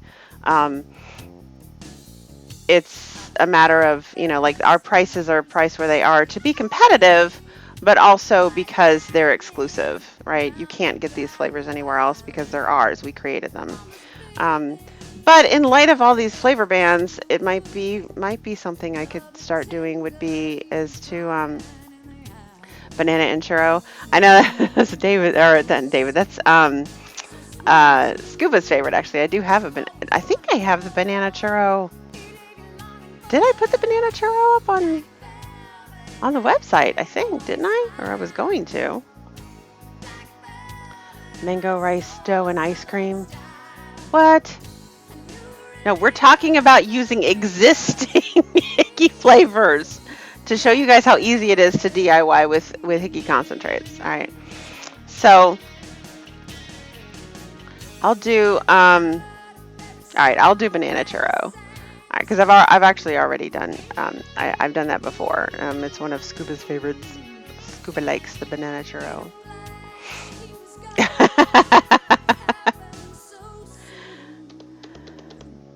And I do need to, let's see here.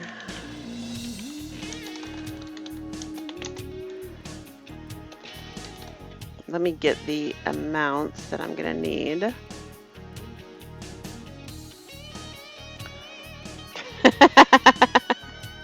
Yeah, I'm not making anything new at this point. I'm kind of catering to the newbies that might be in the room or the people who are, facing flavor bans and they are going to start DIYing, that kind of thing. Um,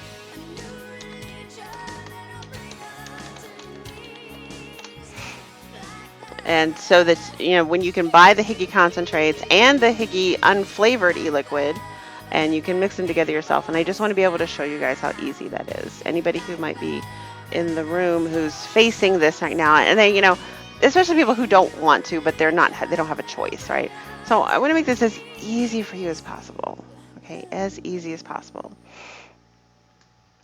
So yeah, banana churro. People like Casey that does not trust herself to DIY. Am I gonna make 2 bottles of it? I guess I could. All right, so I'll make 2 bottles of it.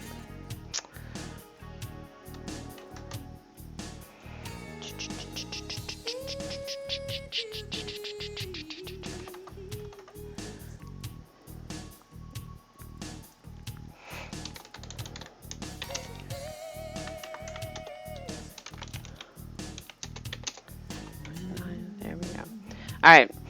So that's what I'm going to make 2 bottles of banana churro, and I'm going to show it to you by volume and by weight, using the base that you would get from us and using the concentrates that you would get from us. Now, you wouldn't get it, you wouldn't get the banana from me because, like I said, at this point, I haven't really offered the straight up flavors. I guess I could maybe take a poll and find out whether or not you guys would be interested in that. But like I said, I can't offer them to you for the same price that you could get it directly from Cabela's or TFA or, because I do get a discount having a wholesale account, but I don't get enough of a discount to make it worth my while to resell. Does that make sense? Because, we're not talking just the concentrate itself. You're talking a bottle, you're talking the label, you're talking the time it takes to assemble that, and that kind of thing, and, shrink wrap it, all that stuff. And there's just not enough profit margin involved. So I couldn't compete with that. I could price it the way I have it currently priced, but I can't compete with the prices that you can get it directly. So yeah, pretty much, yeah, I'm going to show you guys what I would do or what I did do actually when I made a banana churro for Scuba a while back, and he really loves it. He's all about it. He thinks it's one of the best things. He was like, you gotta put it out there. I was like, it's past August 8th, dude. I can't do it. So that I could do, Dolores. That I absolutely could do. If you guys want banana churro, and I thought I had it on the site actually. Let me go check, because I thought I did put it on the site, but I may not have. Let me see here.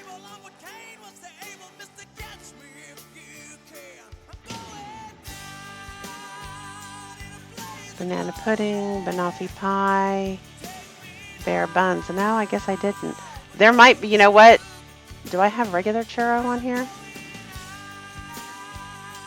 If I don't, you know what? I bet you, hang on. Yeah, I don't have regular churro on here. That means there's something in there that's flammable. That's why.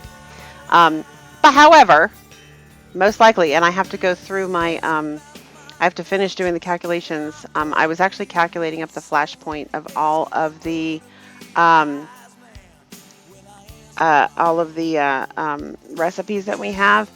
And there are, what I did initially is I only put the ones on the site that had nothing in it that was considered flammable, because I can't put anything that's flammable on a plane. But I went through and started calculating up the flash point of each recipe, and there are several recipes that are not considered flammable once that particular ingredient is diluted down. So I do need to go back and do that. It's been crazy though, It's been so crazy. You just haven't had time. So anyway, that is something that I would do if you're in the United States. if you're in the continental United States. Okay, I can't guarantee that to Canada, Alaska, Hawaii, or anywhere outside of the United States, because I have to calculate up the flash point and make sure that it's okay to go on a plane. All right, so that's the reason why I don't have Banana Churro up, but I'm fairly certain that that one is going to be added soon. Okay, so what I'm going to do is I'm going to show you guys how to make Banana Churro, and using Higgies concentrates and Higgies base. I'm going to do it in the lab using volume, and then I'm going to come back here to my desk and I'm going to do it using weight. And forgive me if it takes me a little bit longer to get into the lab. I twisted something in my knee when I got out of bed today, and it's bothering me. So as a matter of fact, I've been sitting here for an hour and 45 minutes, and I'm pretty sure it's going to be like, "Argh!" when I go to get up. It's not hurting. I didn't dislocate it or anything, but it is the knee I dislocated once. But it's not, I can put pressure on it. I can go up and down stairs. It's just sort of a tender, dull ache right now. So I'm not really sure what I did, but the way I got out of bed, I heard something grind and it's bothering me. Anyway, hang on, and I'll be back in just a few minutes. While I literally hobble. Oh, I forgot to put up the lab camera. Oops. Hang on a few more minutes.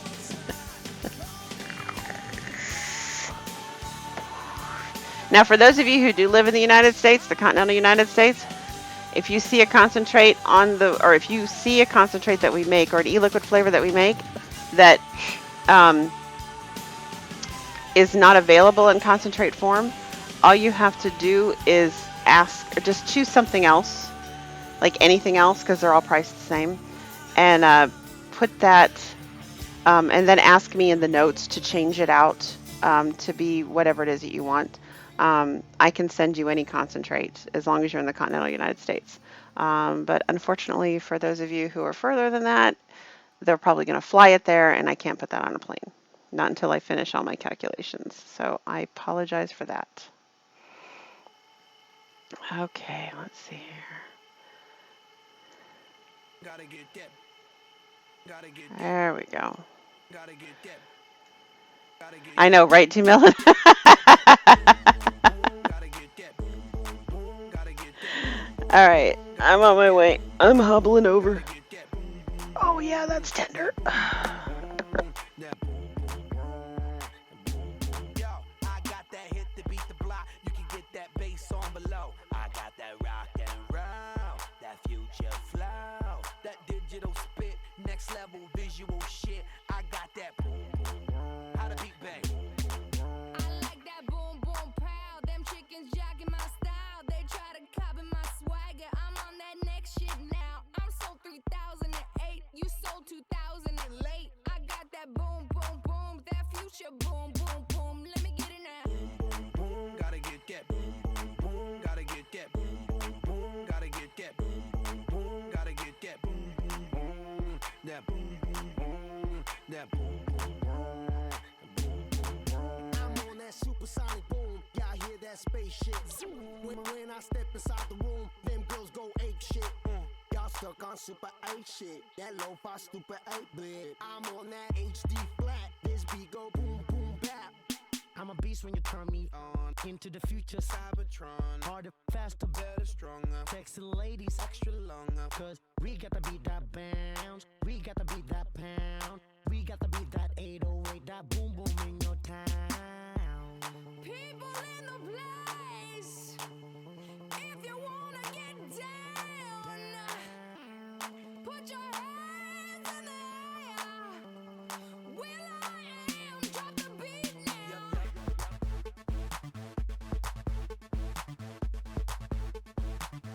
I'll be rocking them beats. Yup, yup. I'll be rocking them beats. Yup, yup, yup, yup. Huh, huh, huh. Here we go, satellite radio. Y'all get hit with the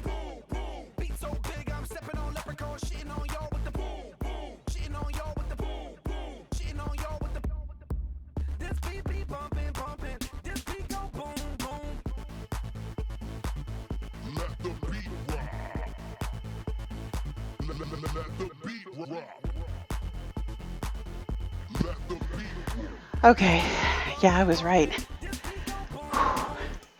This hurts.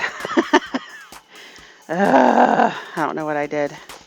I mean, it feels like I dislocated it. I don't think I dislocated it, but I'm wrong. But I've dislocated it before, and it's I've discovered, of course, when I went to an orthopedist, and resting it is not good for it. If you guys ever dislocate something,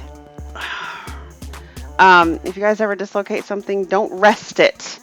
Okay, I mean, well, first of all, make sure that your kneecap or your elbow or your whatever gets back in place. All right.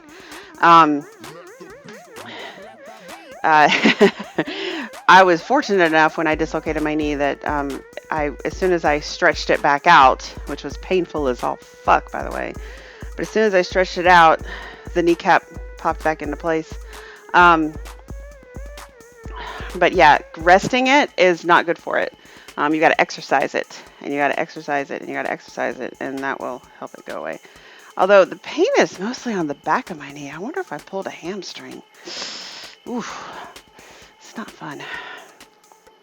Getting older sucks, people. All right. So what I'm going to do here now, I like to use about 15% flavoring in my bottles. All right. Whatever flavor you get, not all of them are 15%. Okay. Some of them are very strong and will require less and or more than 15%. The suggested use will be on your bottle. All right. It'll say in the corner, in the bottom right-hand corner, it'll say suggested use and then a percentage.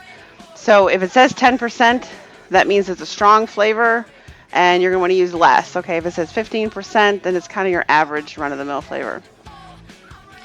So you'll get one of these types of bottles when you order the concentrate. If you get the needle tip size, if you get the Press-in adapter size, they'll be a little bit different. All right, so what I'm going to do here is, this is my churro, and this is TFA's banana cream. All right, so you'll have the churro, and then you'll have to get the banana cream from TFA. All right. Or ask me to make it 20% banana, and I can do that. All right, so you shake it up. I'm going to put 3.6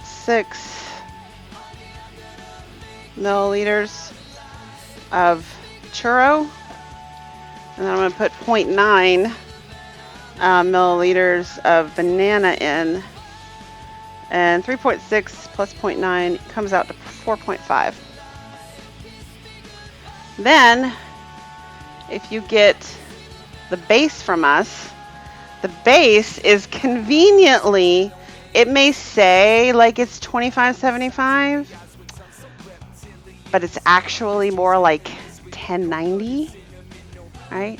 Because once you mix it with the 15% flavoring, that will make it 25.75, okay? So then you're just gonna take your mix and you're just gonna fill up the bottle. All right, and that's it. You're done. Just fill it right up to the neck. All right. And then you hobble like you're 90 years old over here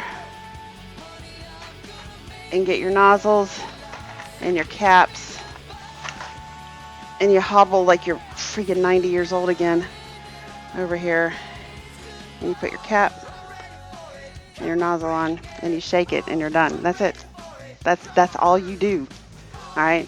I will put up a chart on higgysigs.com somewhere that will show you how much to put in different bottle sizes. So it'll be an easy reference.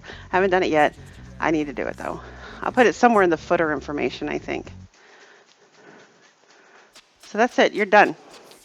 So what I'm going to do is I'm going to take this other bottle and the tip and the cap, and I'm going to take all this into my office, and I'm going to show you how to do this by weight. Super easy. I'll see you guys in a minute. As soon as I hobble my ass over there.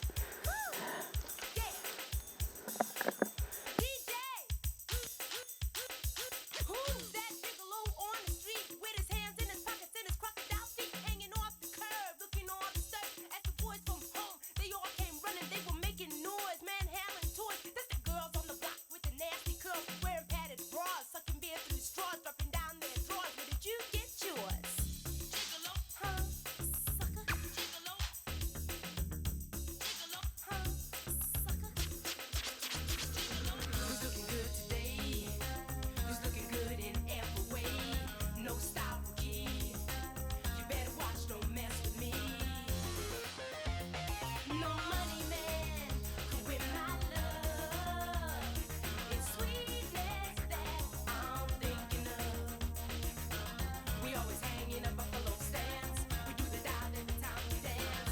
I give you love, baby, not romance. I make a move, nothing left to chance. So don't you get fresh with me. Get funky. Yeah, Timmy. Tell it like it is. Go. Check out this DJ. Go. So you say you wanted money, but you know it's never funny when your shoes walk through and there's a rumble in your tummy. But you had to have style, get a go-to smile, put a girl on the corner so you can make a pile. Committed a crime and went inside. It was coming your way, but you had to survive. When you lost your babe, you lost the race. Now you're looking at me to take her place. Who's looking good today? Who's looking good in every way? No style rookie. You better watch, don't mess with me. No money man can win my love. It's sweetness that He's so creepy. His eye is very green right now. That must mean he's either horny or excited. Or angry. He gets, when his eyes are that green, he's either horny, excited, or angry.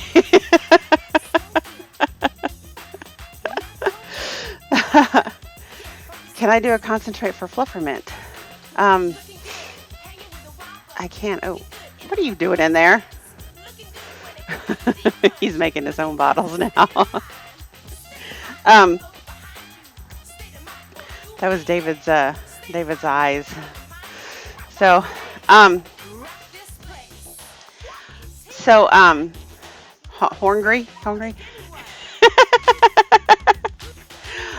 I could do Fluffermint, actually.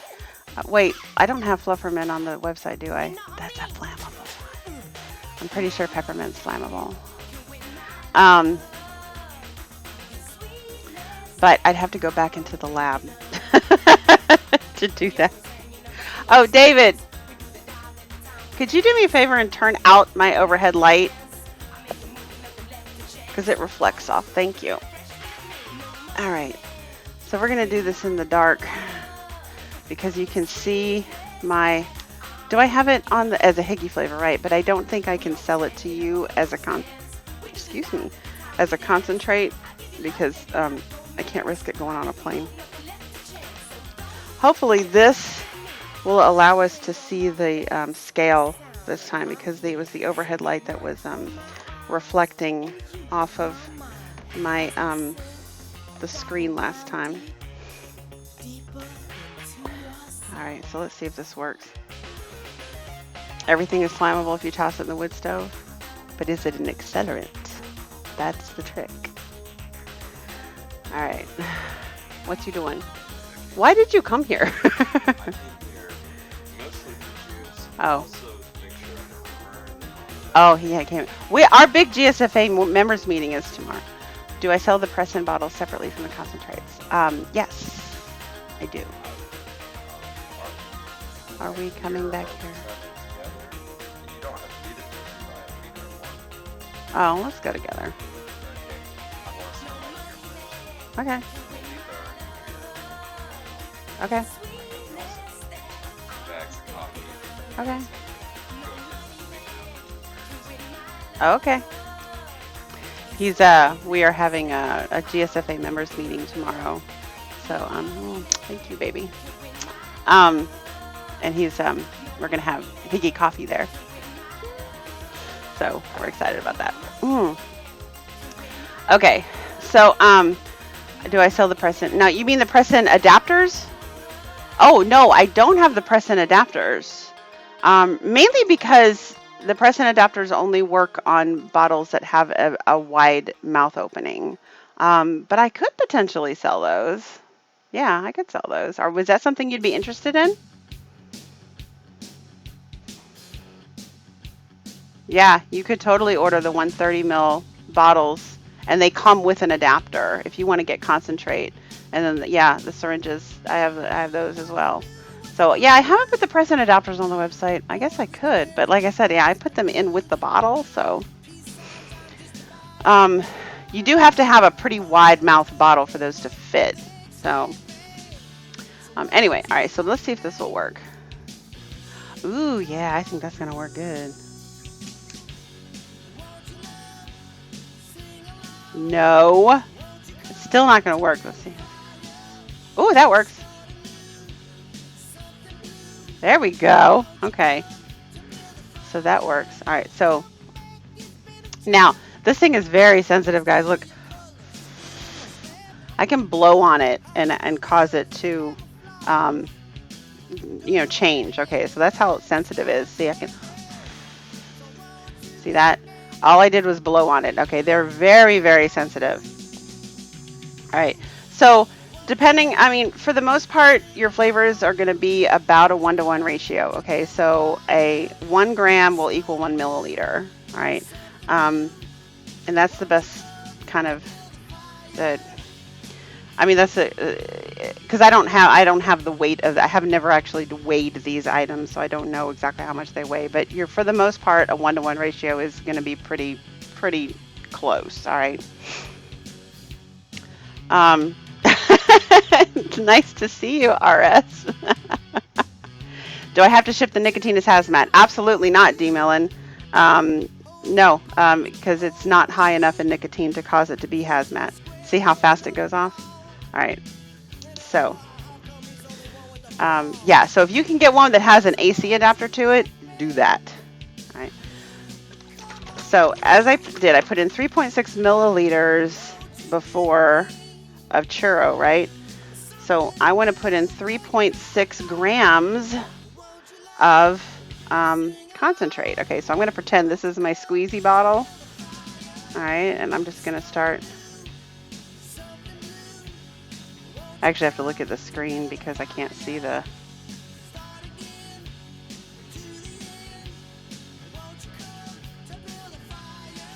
.16.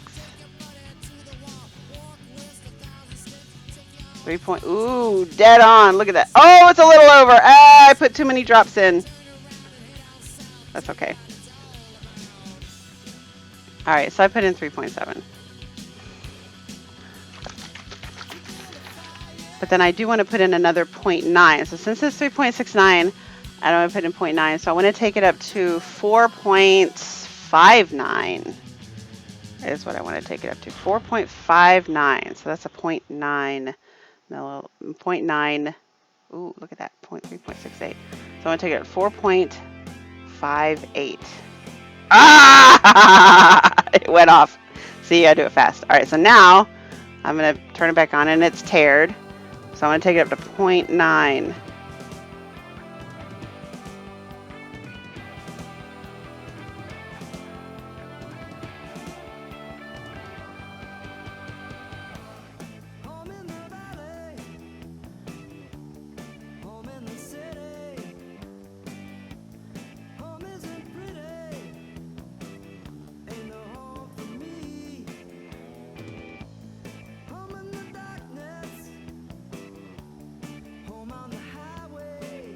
I went over. Holy crap, I went over. Okay, so you have to do it slower. You have to do it slower. I could, yes, you can use the cover as a tray if you want to. Although it wouldn't do much to help you catch anything if you knock it over. So I went way over on that, but so it says point. Let's see. Look at that. I went way over. Look at that. Okay. That is the risk, of course. And I was having to watch my XSplit screen rather than the scale because I couldn't see the scale from this angle. So, but that would be the risk of going by volume is that you can go over, but you probably won't go over by much, and it's not that big a deal. So, anyway, so once you've got your flavors in, you don't even need your scale anymore. Okay, once you got your flavors in, then you just take your Higgies base and fill it up.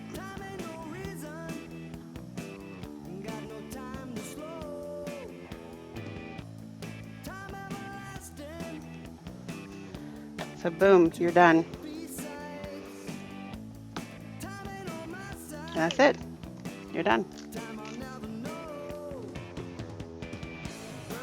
So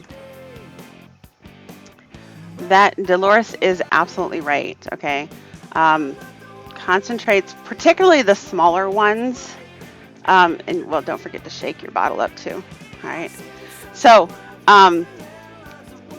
particularly the smaller bottles, like especially if you're gonna get like I said, there's a guy, he signed up on our website and he ordered like 20 bottles, 20 different concentrates, which was awesome. He ordered them all in little 10 ml bottles, and you went over on VG last night. Every time you mixed, you went like, were you just filling up the bottle or were you doing it by weight? Because I just fill up the bottle. Oh my knee. You ordered the 100% nicotine back when I was going to start DIYing. It's been in the freezer since. I get upset when I try to DIY due to the pain I have in my back. Oh, yeah, that sucks. And then touch it to the bottle for more accuracy. Oh, look at that. So yeah, I went over on that. See what was demilling?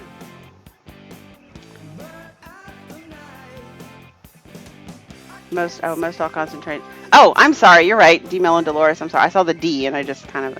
You're right.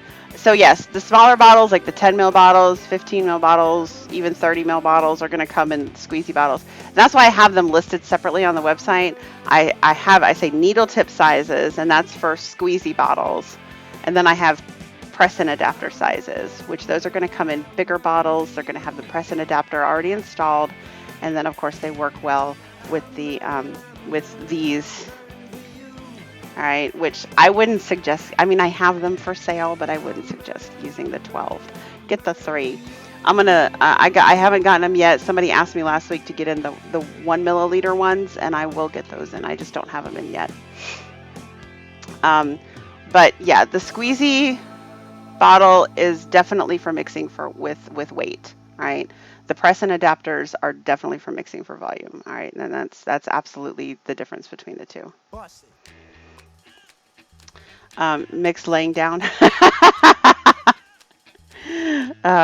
So I tell you what I'm going to do. All right, because banana churro is not my thing. It is a good flavor. I've tried it. But I tell you what I'm going to do. I'm not going to open these. I'm going to mix them up. I'm going to sit them here on my desk. All right, I'll even put a label on them.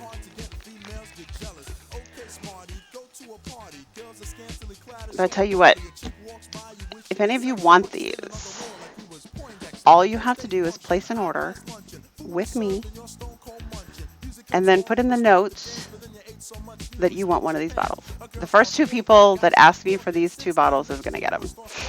All right, so there's the trick. You place an order with me, leave me a note that you want one of these, and I'll send it to you. They're both 3 milligram, $25.75.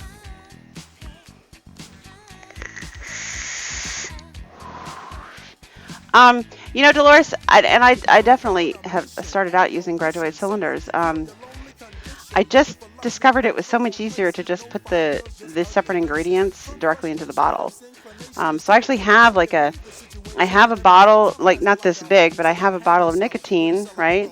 That I just pull out exactly the amount I need and I put it in the bottle. And then I have one of these with PG in it as well, and I pull that out and put it directly in the bottle, and then I just fill it up with VG. It's easy. You were going to suggest shipping them to school. Well, if one of them places an order with me, then I will. But so it's one of those things.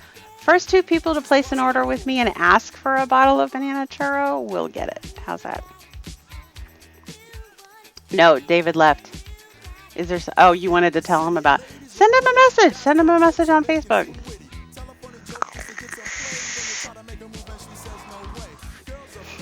Say if they place an order with me, I'll do it. You know, because I mean, if not, it's just money out of my pocket. I mean, this is already money out of my pocket, but you know, I have to pay for shipping, the envelope.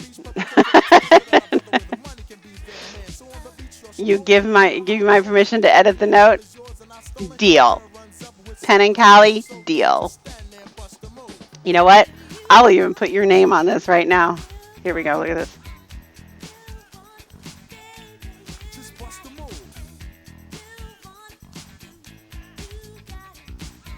Right there. There you go.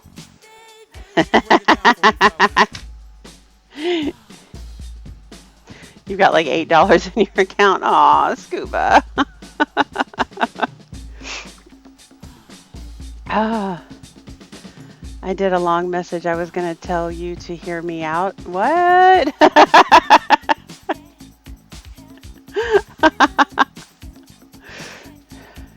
To tell him to hear me out. Oh, okay. Yep, deal. That one's yours. And that's actually kind of, well, I'm not allowed to sell that flavor, but it is actually kind of legal. Like, I can't give you the bottle, but because there is a monetary transaction made, I can add in something for free. The only thing that would be, like, not totally kosher about that is it's a flavor that's not registered, so.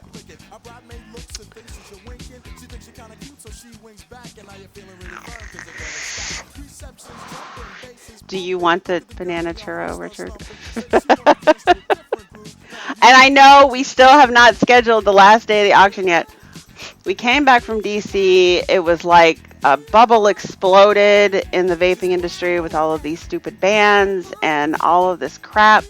And we have been, I mean, David has been so submerged in advocacy. I mean, he's having meetings with the board left and right. He's you know, communicating with Tony Abood and Greg Connolly, and you know, like constantly. They're working on things here in Georgia. They're working on, you know, he is on the phone with our lobbyist like almost every day now. And on top of that, we now have Vicky living with us, who, you know, she obviously takes up a lot of attention and time as well because, you know, she's got esophageal cancer and she can't eat because it's literally strangling her esophagus. So she's got a feeding tube. So we're definitely like, you know, we're making sure, because she doesn't want to come to the members meeting tomorrow. So, you know, we've been making her go through without any help, doing the feeding tube thing and making sure that she's okay doing that on her own. She's on oxygen as well. So, you know, we just want to make sure that she's going to be okay for several hours tomorrow by herself. What about the auction on the Hickey site? And Dolores, I mean, David still wants to do that. We have not even had a chance between Vicky in the hospital, going out there to see her several times, bringing her home. She had 2 doctor's appointments yesterday. She's got her first chemo treatment on Monday and a PET scan on Wednesday. And all of these are out in Athens. And I know that doesn't mean anything to you or to most of you in the room, but Athens is like an hour away. And because apparently it's some sort of program out there where, I mean, basically for the most part, there's like an organization out there that's footing the bill, which is pretty awesome. But we're trying desperately to see if we can get them transferred to Gwinnett so that we don't have to drive an hour out there to get her treatments. Because not only is it hard on us to drive an hour, but is, you know, I mean, not only the time and the gas money, of course, to drive out there to take her to these appointments, but it's hard on her as well to have to travel so far. And once the chemotherapy starts, I can't imagine how difficult it's going to be. So, so between the craziness going on in this country because everybody has just lost their fucking minds, and you know, the GSFA team absolutely trying to stay ahead of it and make sure that this doesn't happen to Georgia, and Vicky, and everything else, it's just, we just haven't had time. I mean, I can hardly believe that it's been, what? It's been two weeks? Wait, where is this? Yeah. It's been 2 weeks since we got back. I can't even believe it's been 2 weeks since we got back. Because I haven't had time to stop and scratch my ass. And David certainly hasn't had time to stop and scratch his ass. So, whew. Yeah, Dolores, and I don't even know exactly what to expect. I mean, I read the thing. I mean, there were things that I didn't even realize. You know, they never, you know, I'll be honest with you, the most exposure I've really had to chemotherapy is what I've seen in like the movies and stuff. And I mean, I know that it makes you weak, and I know that it makes you nauseated, and I know that it makes you throw up a lot, and I know that it makes you lethargic. You know, I know that it's a poison, essentially. I know that it is a chemical that will attack anything that grows rapidly in your system. And the idea is that the chemotherapy will shrink this mass enough that it will open up her esophagus enough that she'll be allowed to eat again. Because she's not allowed to eat or drink. She's actually been sneaking things to drink, which we found out. And we've had to explain that to her because she's really out of it. She's so malnourished from not being able to eat for months now. And she really hasn't. She hasn't had anything. Nothing has actually made it to her stomach in months until she got this feeding tube. And she's skeletal. And that's why she can't have surgery, because she's too underweight for surgery. I mean, she weighs like 90 pounds and she is skeletal. So, I don't really know what to expect. I read over the paperwork, and some of the stuff really surprised me about how careful one needs to be to make sure that nothing comes in contact with other people. Apparently this stuff is so poisonous that it can actually hurt other people. So you have to be very careful about making sure that your clothes and your bed clothes and whatnot get washed. It said flush the toilet twice every time you go to the bathroom. It cautioned guys to sit so that there's no splash anywhere. It said, you know, make sure that, you know, nobody drinks after you, that nobody eats after you. Like, I mean, you almost have to be treated as if you're radioactive. And it's scary. It's really, really scary. So yeah, like I said, I've never known any, I take that back. I've known people to go through chemotherapy, but I was not a constant part of their life when it happened. So I didn't know exactly what to expect. And so I was absolutely surprised to find out all the cautions that you need to take whenever you're on chemotherapy to make sure that you don't hurt the other people around you. So yeah, we have to be really, really careful when we take care of her, and she has to be careful as well. Until this thing shrinks enough to open up her esophagus, she can't have anything to eat or drink. Because when she does, it's apparently high as well. It's like, it's right near her heart. And so anything she eats or drinks ends up spilling over into her lungs, and then she ends up coughing it up.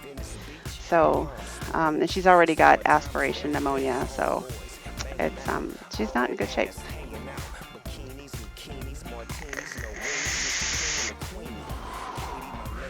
You have to have a thing you put down my throat because the muscle in my esophagus isn't working. Oh my gosh. That's crazy.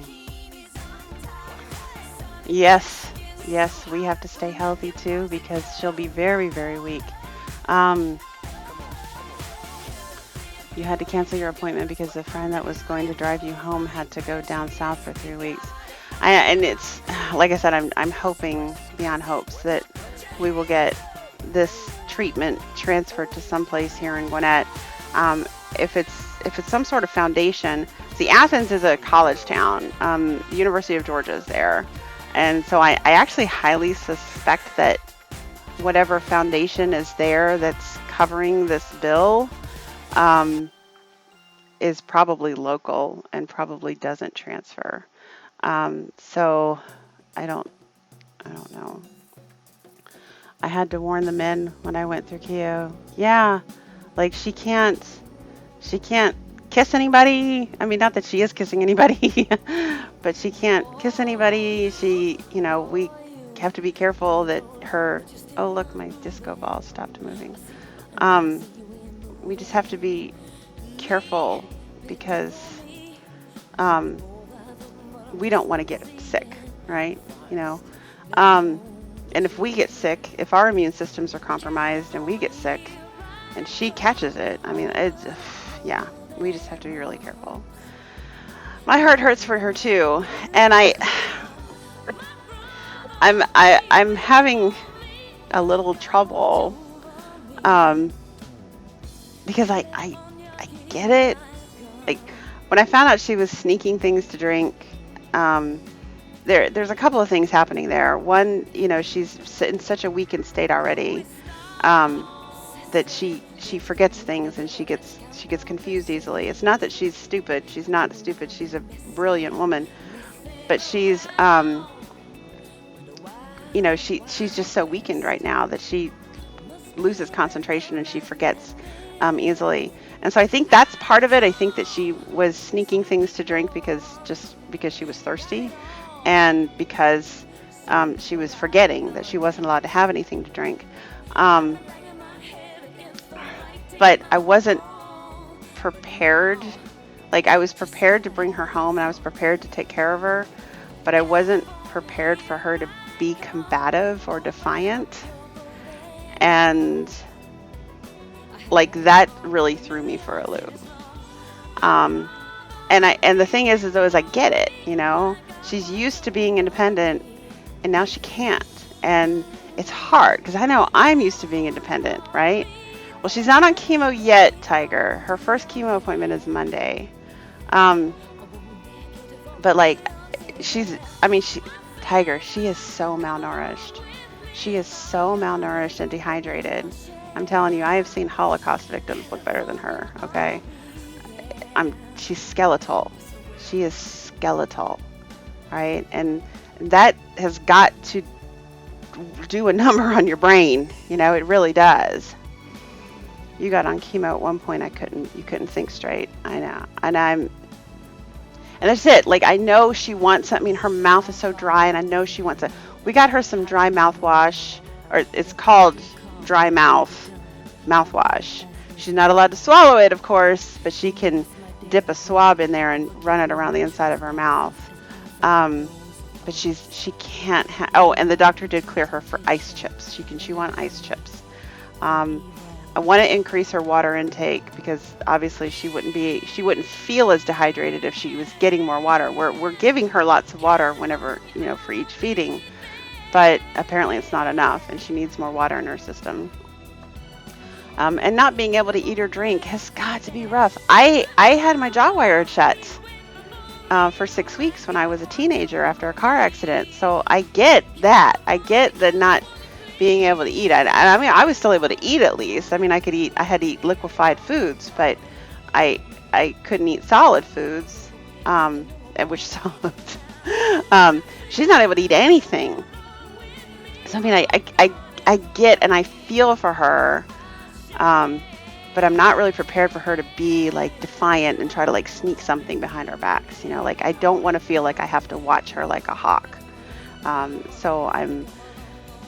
But I had a good talk with her today, and she, and she's having a hard time. She goes back and forth a lot. She's angry, and then she's upset, and then she's feels helpless and hopeless, and it's just a bad situation all the way around. And I feel so bad for her right now.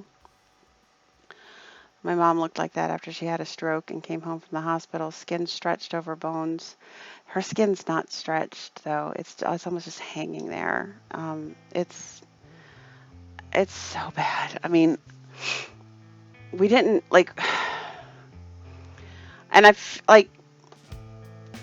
feel bad that we didn't do something sooner. I mean, we were doing things. We didn't obviously realize how bad it was, but the where she was staying before, the people were neglecting her, and her initial weight loss was due to the fact that they were neglecting her and they weren't feeding her. And then after, when she started not being able to keep food down, we thought it was like a form of reflux, right? And so we started feeding her a lot of Pepcid, like with every meal, and she'd come to our house and she would eat well. And I mean, she was doing that for a long time. She was coming to our house about once a week, and we would feed the crap out of her when she was here. And then we started noticing that she was taking a lot of food home with her. She wasn't eating a whole lot. And then I started noticing that she was getting up and going to the bathroom a lot when she was eating. And I finally, muted the TV and listened and realized that she was going to the bathroom like every 3 minutes and throwing up.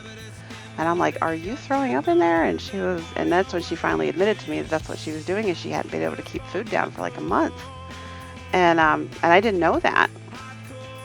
So I was, they need to do a report on chemo, only do it if necessary and use alternative when they can. Oh, Penny, my second son-in-law passed away at the beginning of the summer from brain cancer. I know how hard it is for the ones taking care of the patient. Yeah, I'm so sorry, Penny. Yeah, I mean, they haven't staged it yet. They haven't been able to get a good biopsy of it yet, which is scary. They did cut her and tried to go in underneath her sternum to get to it, but I don't think they could get to it. And they tried to go down her throat to get to it, and they couldn't get to it that way either, because the esophagus was strangled. So they did like a surface scan, and they still weren't able to stage it. So after her first chemotherapy treatment, she's going in to have a scan done, and that's when they're going to finally stage where she's at. And that's going to depend on the rest of her treatment. So we're still sort of in this holding pattern of not knowing really what's going to happen.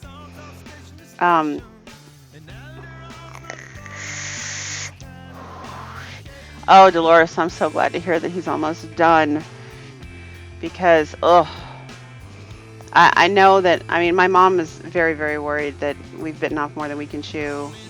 She actually left for Indiana yesterday, and she'll be gone for 2 weeks. So it's just me and David for the next 2 weeks. And mom will help out.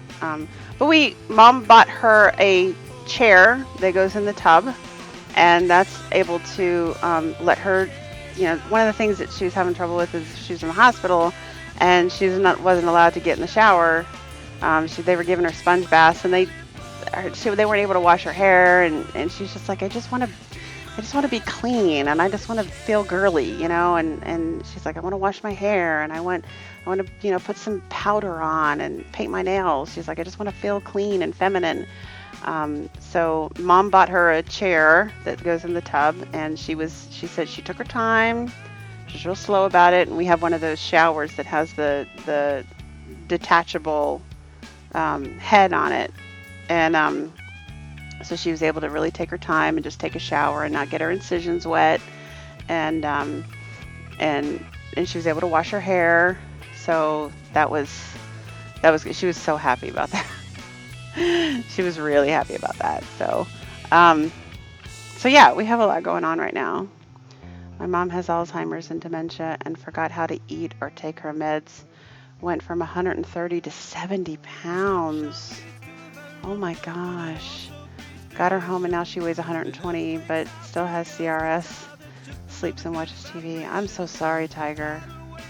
Oh, I'm so sorry. I know I'm so sorry. But something RS said to me, actually, and because this is something he's very vocal about. He doesn't hide the fact that Joyce has Alzheimer's, and he doesn't hide the things that he's gone through with the different stages and whatnot, is to always keep in mind that no matter how hard it is for us as the caretaker, that we need to stop and realize how much harder it is for her. That it, and that, you know, yes, it's hard for the caretaker, but it's so much harder for the patient. You know, Vicky is facing her own mortality right now. I don't know how long she has. We have no idea how long she has, actually. Right now, you know, we're pumping her full of the supplements that they gave us, and the you know, we're just putting as much of that food in her that we can. The doctor said that we were okay to put other liquids down her feeding tube, like soups or like the liquid yogurt. David bought some of those, like a Boost. He said to be careful about what you put down the feeding tube, because you want to feed her body, not the cancer. So, and he said, like, empty calories and sugars is going to feed the cancer. So whatever we do, we want to make sure that we put things that are very nutritious, very rich in vitamins, you know, rich in minerals, into her feeding tube. So we picked up some tomato soup because she loves tomato soup. And we picked up some of those liquid yogurt probiotic things. Yeah, no booze. Although we have been putting cough medicine there. So, I mean, that's pretty close, right? Robitussin. She gets Robitussin. Diabetic Boost. Okay, thank you, Dolores. It's so yeah, and lots of water. So like I said, we're just, and I think she's definitely better. Because she's been getting good solid nutrition now for about 2 weeks. So insurance, baby food would not work, Scuba. It has to be absolute liquid. Like, you have to be able to pour it. Baby food is way too thick. I mean, we could thin it down with water maybe, but baby food itself would be way too thick. Baby formula would work. You know, something like Similac or something like that, but not baby food.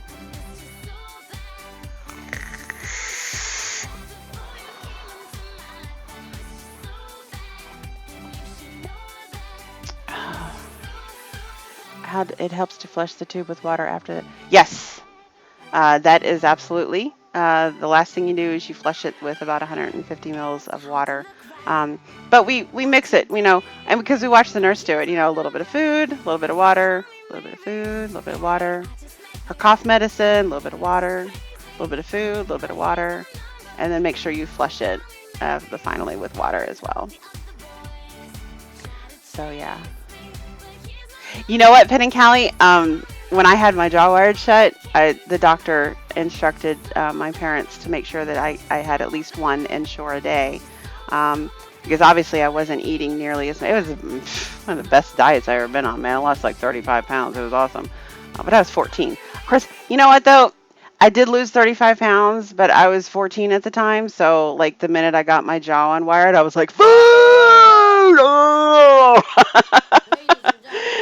Put it right back on. It didn't take long.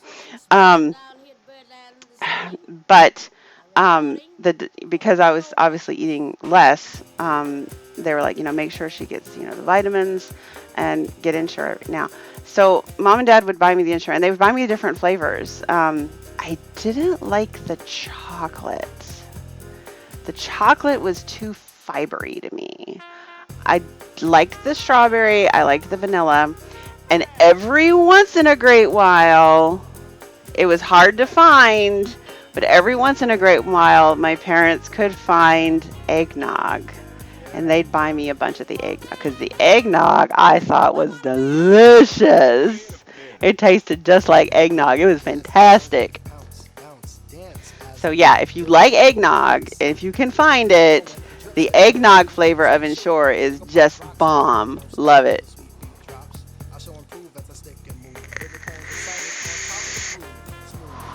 Oh, you like the fiber taste? Okay. Well, I was 14, so 14-year-olds don't like the taste of fiber. So yeah, I didn't care though for the chocolate. So yeah, they only bought the chocolate for me once or twice, and I was like, nah, I don't want that. Mom won't use a feeding tube, so she eats what I make. She don't know what it is unless I tell her. 0% of the time she says it tastes like shit. Told her to get used to it. And guess her taster don't work. Oh, 90% of the time she says it tastes like shit. I know, that's what I feel so bad for Vicky, because she can't really taste any of it. So even if we were to put other foods down there, it's not like she can taste it. But because we've been joking around with her, we'll grab one of the bottles and be like, okay, here's your filet mignon. Here you go. Has the chocolate and sugar gotten better? I mean, yeah, guys, you have to remember too, this was back in 1988, I think. Yeah, I was 14. Yeah, 1988. The summer of 1988 was when this happened. Yeah, like, and again, this was 1988, so we're talking quite literally 30 years ago, 31 years ago.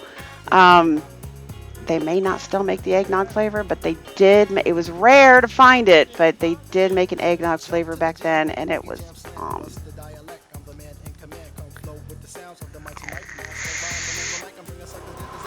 On the way home from the transplant, I stopped at the steakhouse before I went home. I had a big T-bone. Lead pipe, do you want to hear the most pathetic story ever? All right, so the day I got my jaw unwired. Now, the way that when they wire your jaw shut, they actually implant through your jaw, like they drill holes. I'm asleep, of course. But they drilled holes through along the upper gum line, all right, and through the jaw, and actually wired a bar, okay, to my jaw, both top and bottom. And each one of those bars had hooks on them, right? The upper one had hooks that went up, and the bottom one had hooks that went down. And then they took a wire, probably like braces wire, and they just connected the hooks together. Okay, they just wrapped the hooks with this wire. All right, so it kept the jaw like this. Okay, so I talked like this for 6 weeks while my jaw was healing. All right, and fortunately, as you can tell, I have a very high arch in my mouth so that I could speak rather clearly, and I didn't have to, I wasn't mumbling too much. All right, I have enough room in there for my tongue to fly around and actually make sounds. So the day that they decided my jaw was ready to be unwired, now it was going to take surgery to take the bars out, because that, like I said, that was actually wired into the jaw. But they clipped the wires that were connecting the top and bottom wires, or the top and bottom bars. They clipped those off.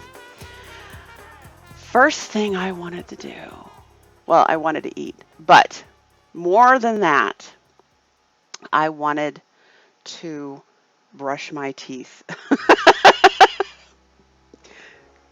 Because I've been brushing the outside of my teeth, right? But I haven't been able to brush the insides, right, for 6 weeks. Now, I had been drinking mouthwash the whole time because I was so paranoid and afraid. I mean, I had to go to my first day of high school in 9th grade to school with my jaw wired shut, right? And they told me, they said, look, you're going to have bad breath because you can't brush the insides of your teeth. So you need to make sure that you're always rinsing out with mouthwash to avoid having bad breath. So and I'm sorry, I'm not paying attention. Wait, her brain scan shows a large portion of her brain is dead. Oh God.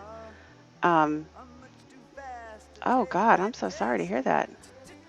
Day to day, she remembers nothing. Every day is a blank page to her. Oh, I'm so sorry. My mom had an aneurysm in her head. She had a stroke while under the knife, lost her short-term memory. Oh, God. This is terrible.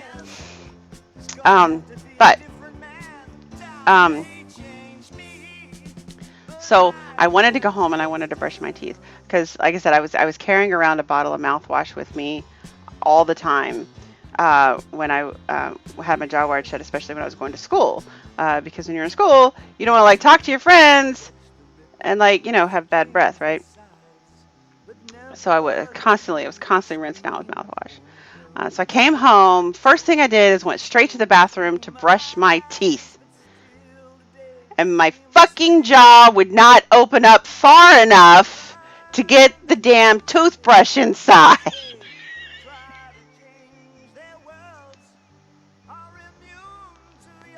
So pathetic. So bad. And I tried going sideways and I mean every which way but loose to get the toothbrush in there, and it would not go. I was so mad. I mean, now it was fine by that evening, right? But I mean, my jaw had literally been wired shut for 6 weeks, and I had it unwired for all of about 30 minutes. So it was very stiff and just would not open. It opened about yay far.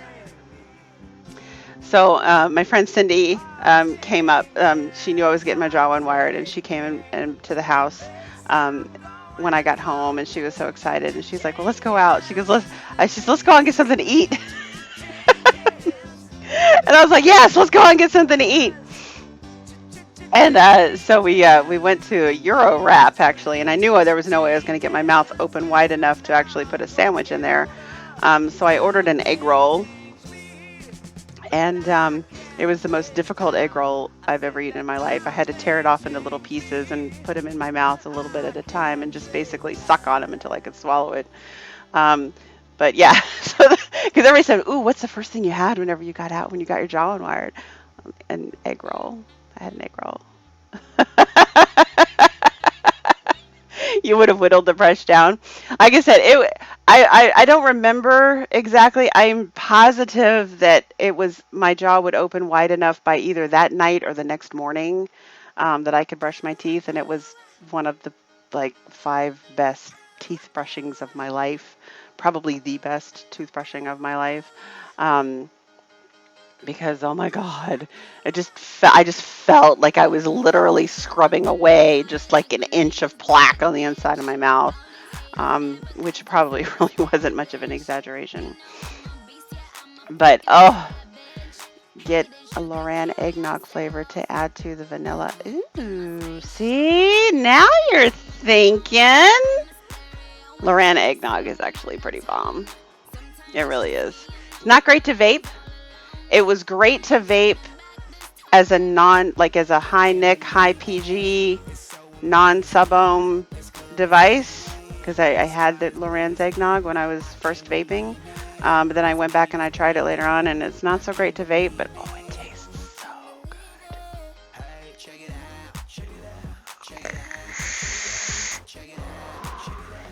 Yeah, I know, Steven. I don't know how many surgeries I've had. Because I had the surgery to have my jaw wired shut, and they also had to put plates in my face because this was all shattered through here. And then I had surgery to have my jaw unwired, not clipped open, but to remove the bars. And then I had surgery a year later because my body was rejecting the plates. I mean, they were just gonna leave them in there because there's no reason to take them out. But my body was like, no, this don't belong here. So I kept getting infections, and there's crazy sinus infections. Oh, and my sinus cavities weren't working right either, so they had to go in. They took the plates out. My wisdom teeth had gotten impacted, so they had to remove those, and they had to do reconstructive surgery on my sinuses. And then back in 2004, I had a ruptured cyst on my liver. So that's surgery number 4. And then 2 years ago, I had an appendectomy, so that's surgery number 5. I had five surgeries. Dr. Suck, this all started when she broke her hip. She's been going downhill ever since. I think it was the anesthesiologist that did her in. Yeah, I hate to hear that. And there's no way to prove that shit, you know? But you know what, the anesthesiologists, they're necessary, right? I mean, they have such a really important job.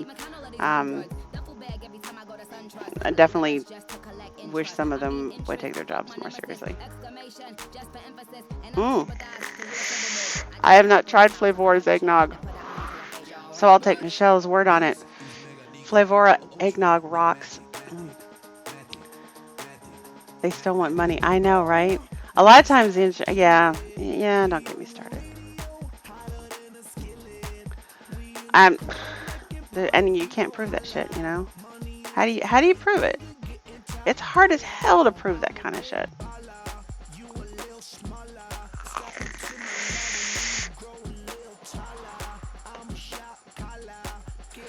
Alright, guys. There is only one bottle of banana churro left. I don't know which one of them has the extra flavoring in it. And can't tell by color. So one of them has extra flavoring in it. But, and I don't know which one. I'm going to say maybe Penn and Callie's might have the extra flavor because it looks maybe slightly darker. Excuse me.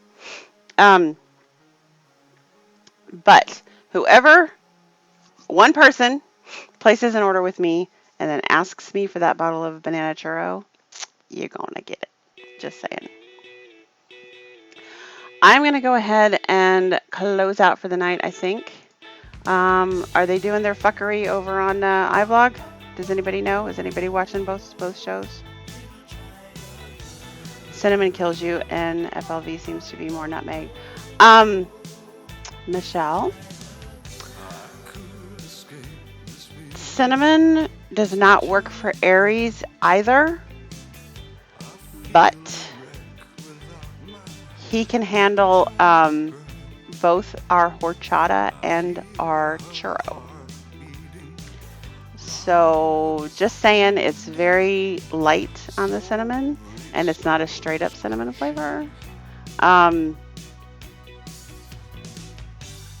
If you were interested, I mean, you know, it'd be free. You could just try it. Just saying. I mean, you have to buy something else from me, but the bottle itself would be free. So, if are they? I'm going to put the link in the room if they are doing their show over on iVlog.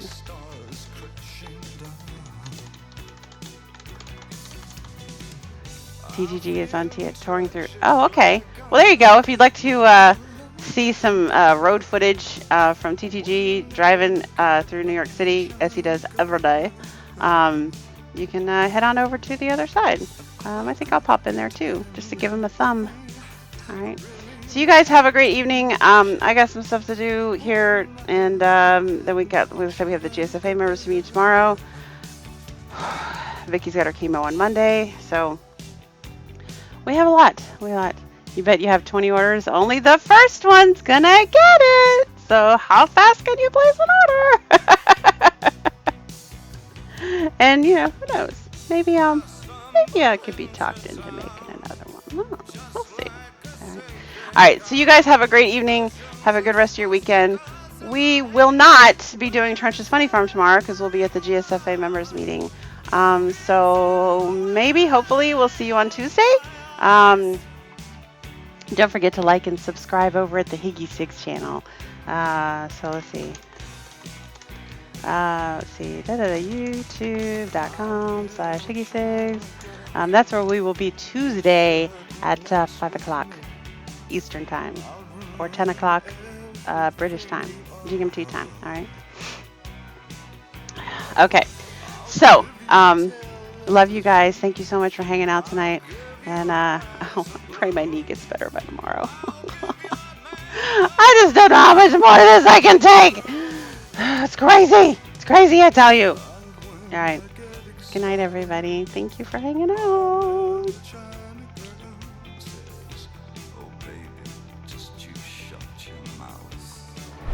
Don't forget, Monday is Save Vaping Day. National Save Vape Day. We will be doing something for that, FYI. So keep that in mind.